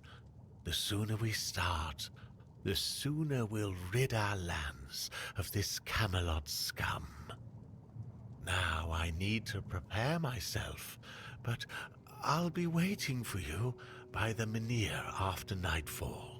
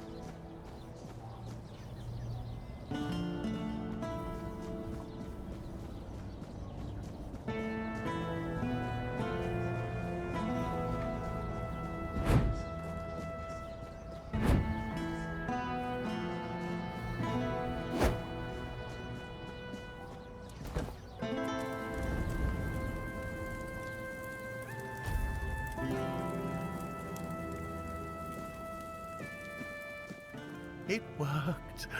I can hardly believe it.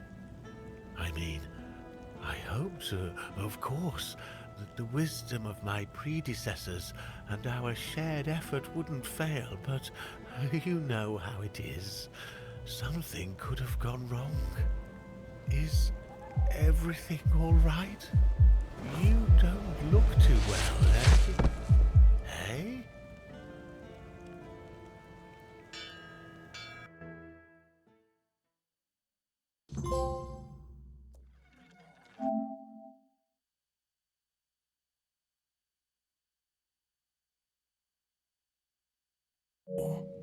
This changes everything. The people of Connacht will stay where they are. I wouldn't be so sure. The weirdness continues to thicken, and the threat of the Red Death hasn't passed. Besides, I still have my orders, and they clearly state where your Mynheer belongs. I know you have your orders, and I, as a lord, am bound by Camelot's law. But the moment of choice has come, and I stand with my people.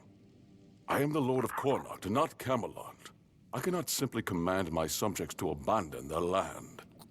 Of all times, you choose now to grow a moral backbone? Spare me. You are a lord, and it is your subjects' duty to do as you command. And if you defy Camelot, well, I don't think I need to tell you how that will end. But that's where you're wrong, Denholm. There is one thing even Camelot cannot dispute. Not if they wish to avoid a civil war that would break out if they defied their own laws. What are you talking about? How exactly is Camelot defying its own laws? I will lead an expedition to find the Holy Grail. Such is my will. What? So you've really thought this through, haven't you? Well, if that is the will of the Lord of Connacht, then Camelot will have no choice but to acknowledge it. I'll report this to command. They're in for a surprise.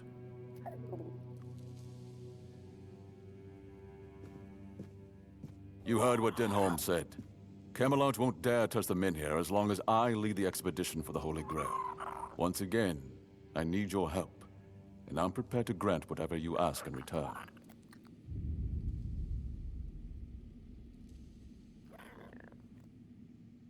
People I can trust.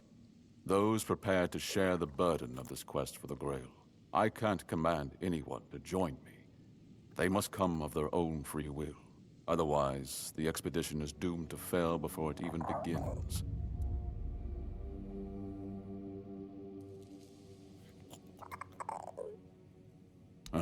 You see, here's where it gets interesting. I've turned Camelot's own ancient laws against them. No one can dissuade the Seekers of the Holy Grail from their sacred mission. That means all orders are effectively halted until I return. With my shield, or on it. It also ensures the people of Connacht have the right to remain on their land until I'm back. Which, of course, means I don't have to return at all.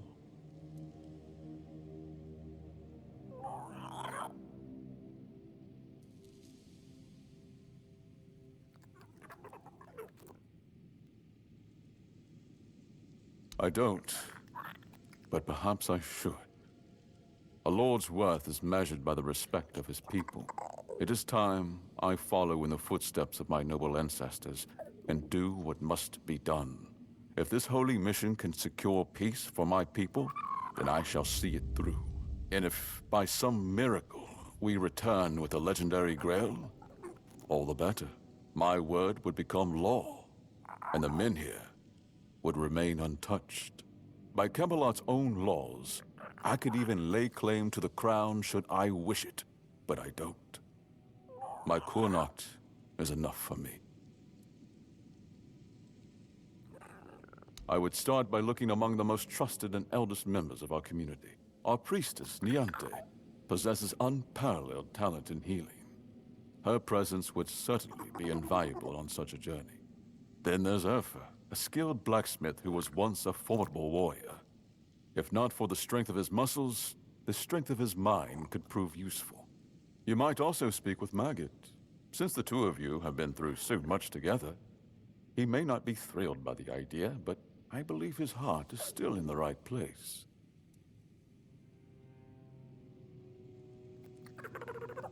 A sense of purpose in what we're about to undertake. Now that the Menhir is reignited, it no longer matters whether we return with the Grail or not. The people will be safe and retain the right to stay on their land. Each of them must understand that this is about the fate of all Connacht. For some, it might even serve as a chance for a change in scenery. Approach them with kindness. They all have their demons, and I doubt they'll agree to join if they are still tethered by unresolved matters. Thank you. And believe me, the reward you'll receive for your efforts will be priceless. And whether they agree or not, I will set out for the Grail. I will buy more time for Connacht.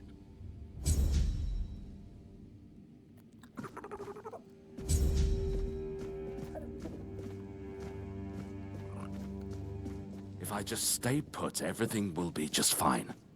You've come back. Let's hear what needs addressing. Take care out there.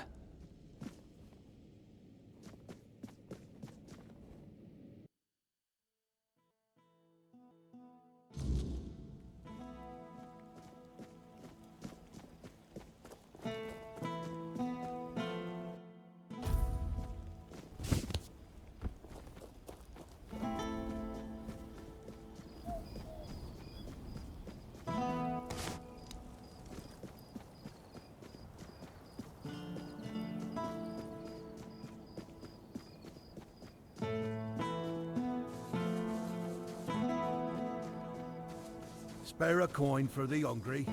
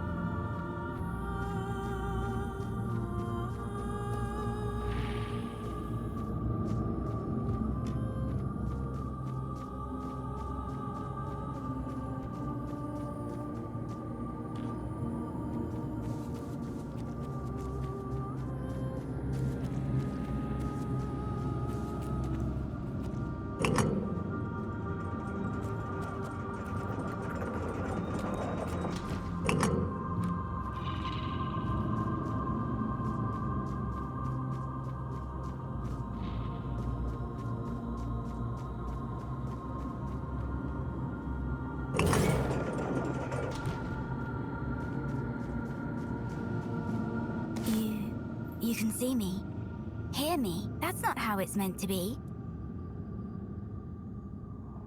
Ah, Niante, the fractured one. Yes, she feels the void, doesn't she? The emptiness, where her compassion once dwelled. What she cast away? A fragment, a spark. Hers, yet no longer hers. It clings to me now, bound in service to the All-Mother. And does she need it? Truly? Compassion can be a burden, a chain that weighs down the soul. I held it for her because she could not bear it. She gave it to me.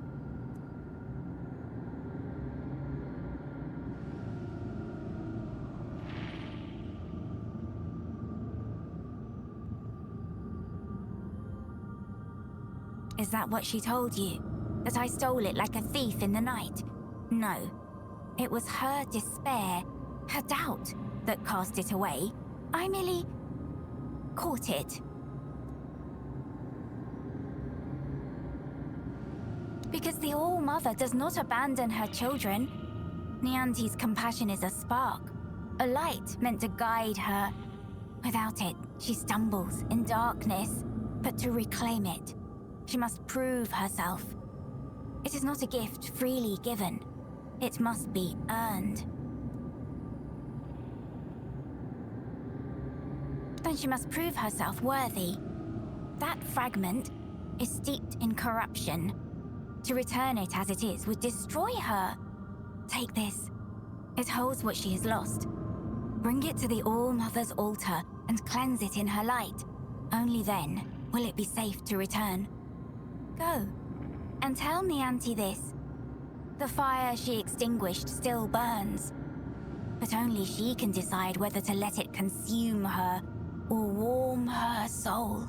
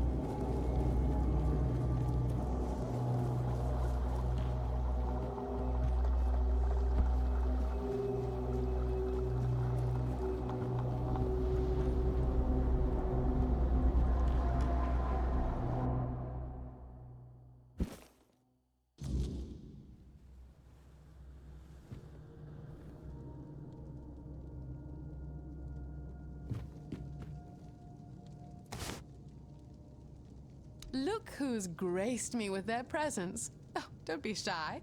I've set something aside just for you.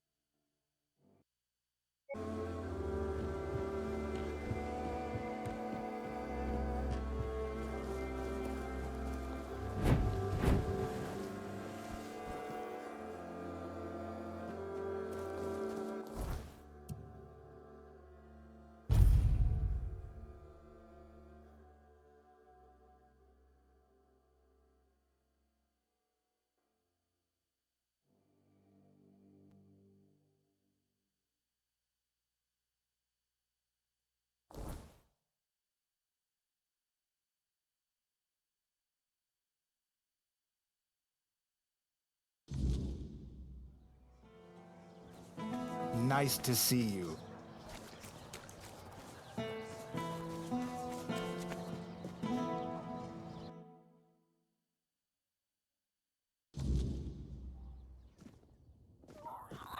Welcome back.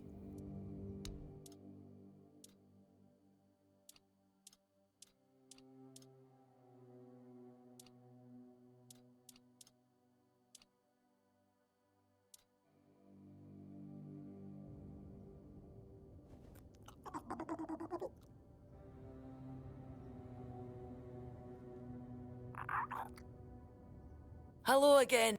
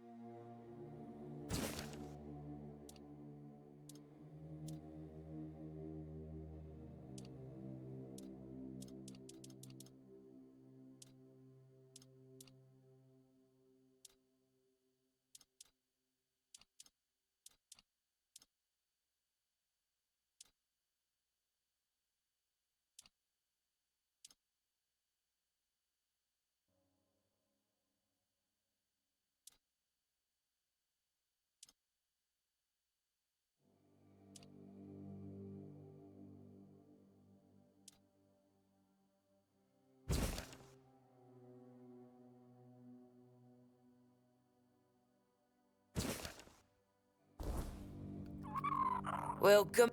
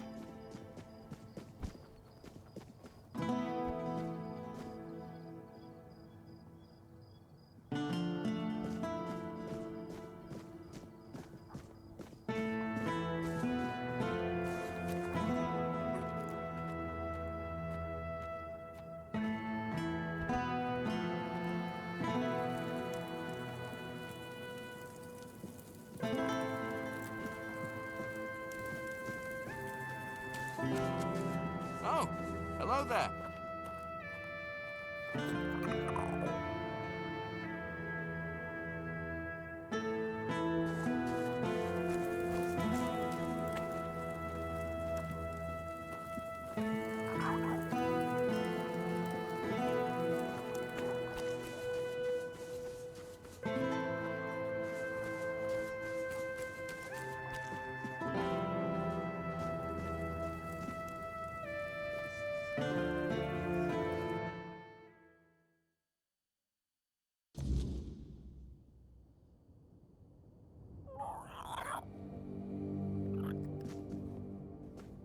Before you ask, no. I...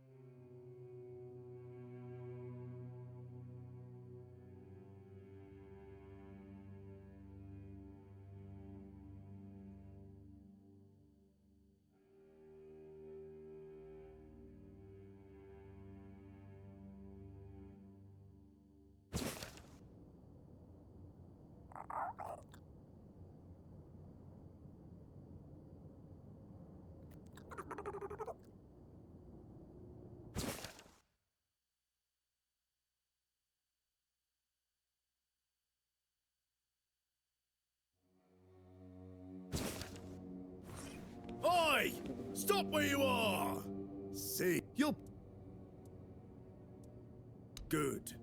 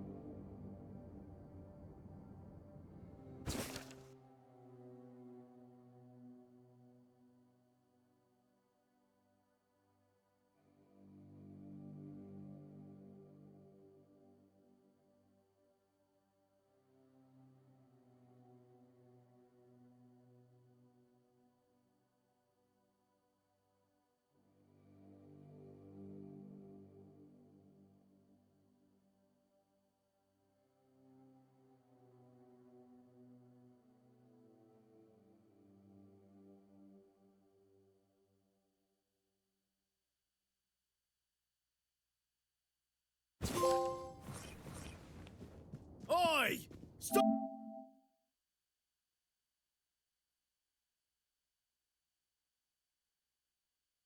You're fine. Great.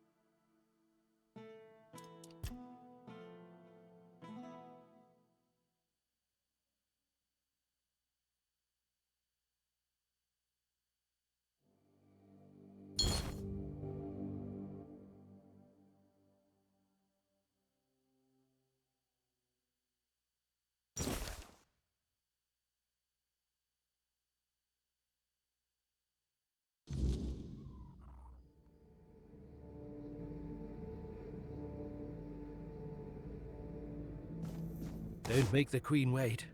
She's a bit, impatient.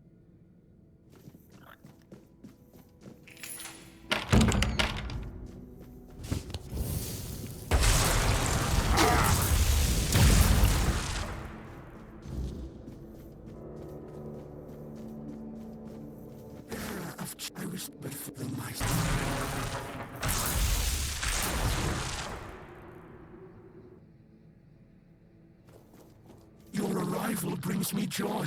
It means this place might have a better future. Welcome. The trigger.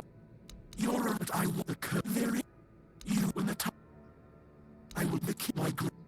I cannot but also then wonder. plant us within the king's breast. Let him finally rest. We shall take this place. Thank you, on behalf of the inhabitants of this place.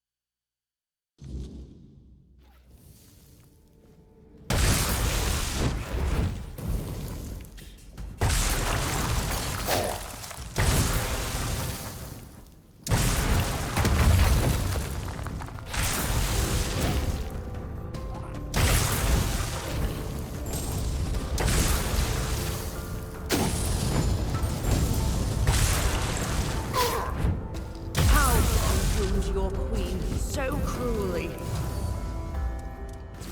Why did you refuse to simply bow? You could have served me for eternity. Wouldn't that have been beautiful?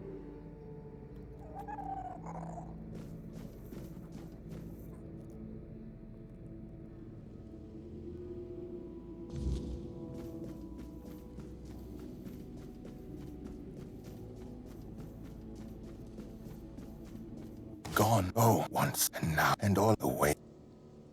Now what we leave behind is a monument. There will be no full of sound signifying, and this the reason you may leave your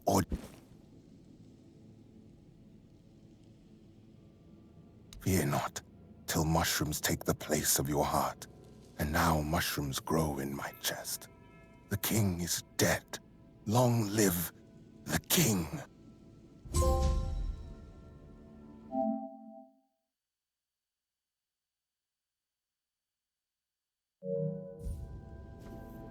No one shall bow to anyone. All shall become us. All shall be with us.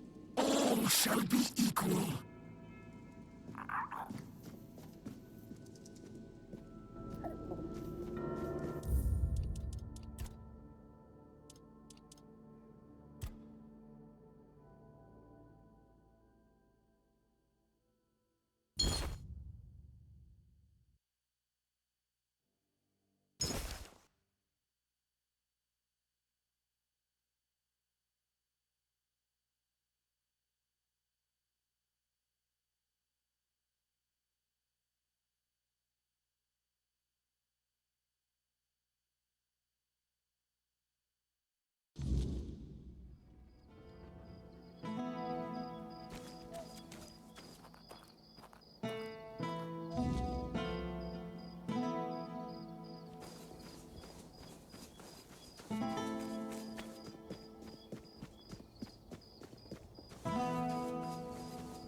Have some spare food, a coin, and it can help.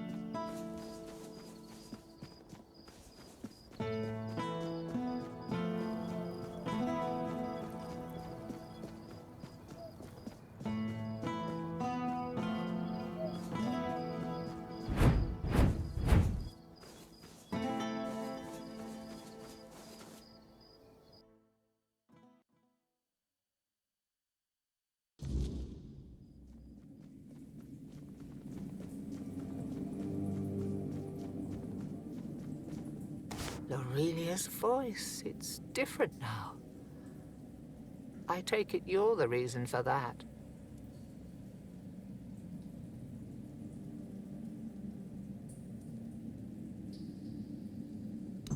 So, this is it. The piece of myself I've been missing all this time. It feels familiar, yet strange and deeply corrupted. If it truly is mine, I cannot leave it in this state. If I try to retrieve part of my soul from this thing, it will poison me as much as it heals me. She's right. Surprising, considering the things she's whispered to me all this time. Meet me at the statue of the All-Mother. There, in her light, I will perform the cleansing ritual. You've already done so much for me, but I must ask for one more thing. Your presence. This is something I can't... This isn't something I can face alone.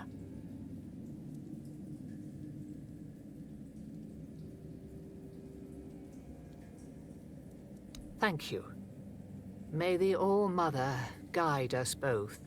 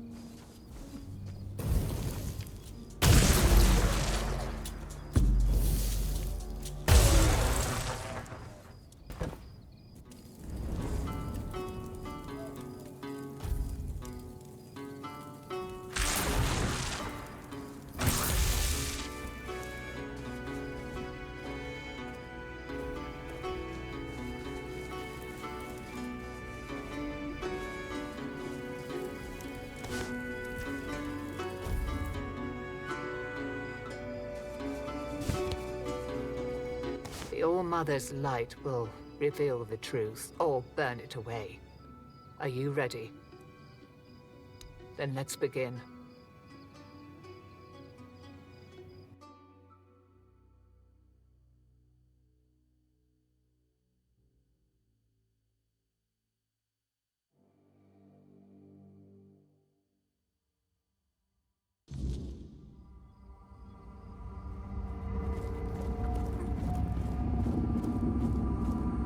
Oh, hello. Are you real, or just another shadow of this place? My name is Nianti. I don't know how long I've been here, but something's wrong. I don't know why I'm here or why I can't leave. I came to the All-Mother's temple not that long ago, I think.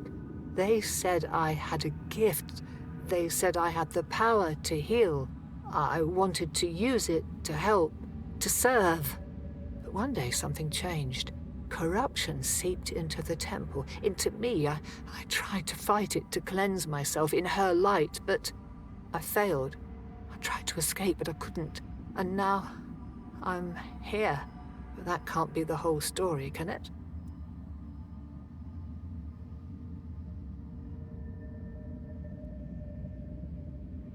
What? That can't be true. How could I serve when I'm trapped here?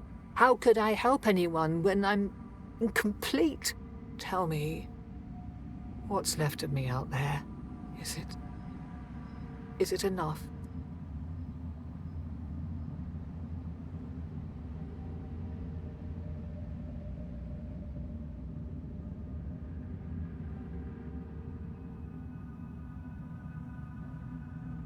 Needed? Maybe that's true if I still have the power to heal, or perhaps my purpose isn't lost.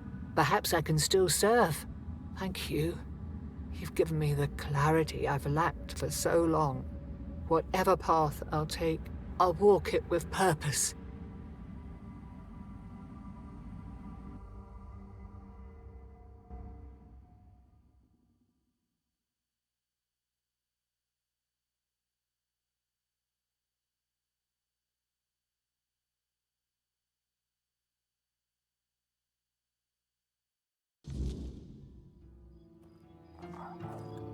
So, this is what it feels like to be whole again. It's strange. Like I've been walking in a fog all these years, blind to what I'd lost. And now, the light is so clear. I feel as I always should have: compassion, care, hope, all the things I pushed away out of fear. They were never weaknesses. They were my strength. First, I will return to the people of Kunad.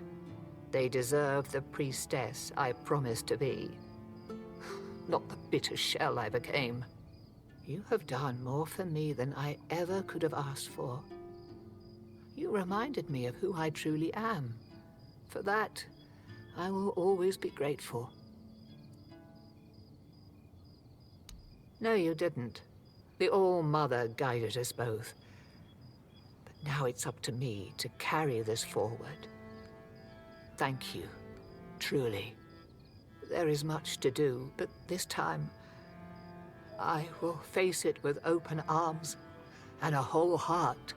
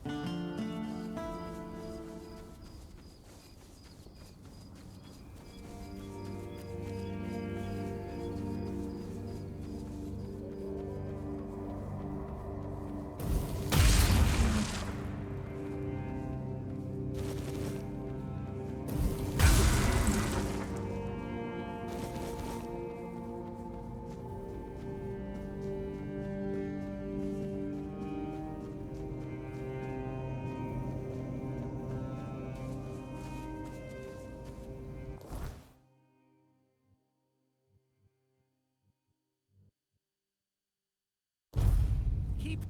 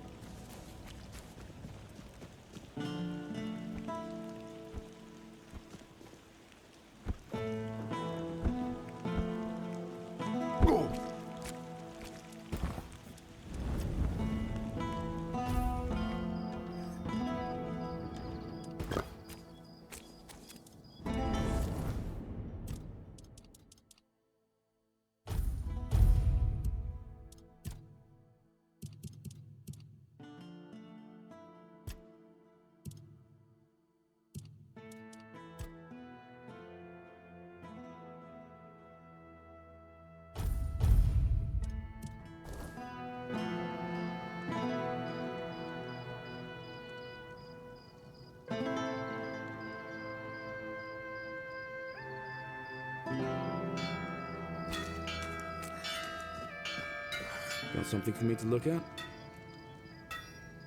Aye, that's it. Good work bringing this to me. You chose well. The wood is young. Gonna be flexible and sturdy enough. Should do nicely for the hammer. I'm glad you didn't lose your way in the muck.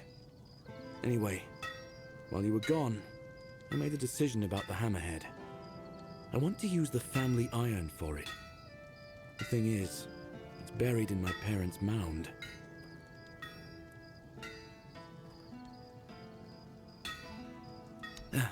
I know it sounds like I'm asking you to desecrate a grave, but trust me, you won't find corpses there.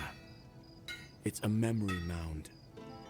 In the past, when someone in Connacht lost a loved one to the weirdness, their body was offered to the fire. It wasn't right to bury someone so horribly changed. Instead, the family would bury something that belonged to the deceased. I lost my father when I was 6. Mother worked herself to the bone, keeping me fed, and it wasn't always enough. I started working early, so we managed to scrape by. But she passed away a few years later. Weird night caught her. That's when I buried the family iron. The only thing I had left of my parents. I didn't want it to end up in the wrong hands. After that, I drifted from neighbor to neighbor. One house gave me warm stew, the next, a beating. Eventually, I ended up with Arthurian. He taught me everything I know.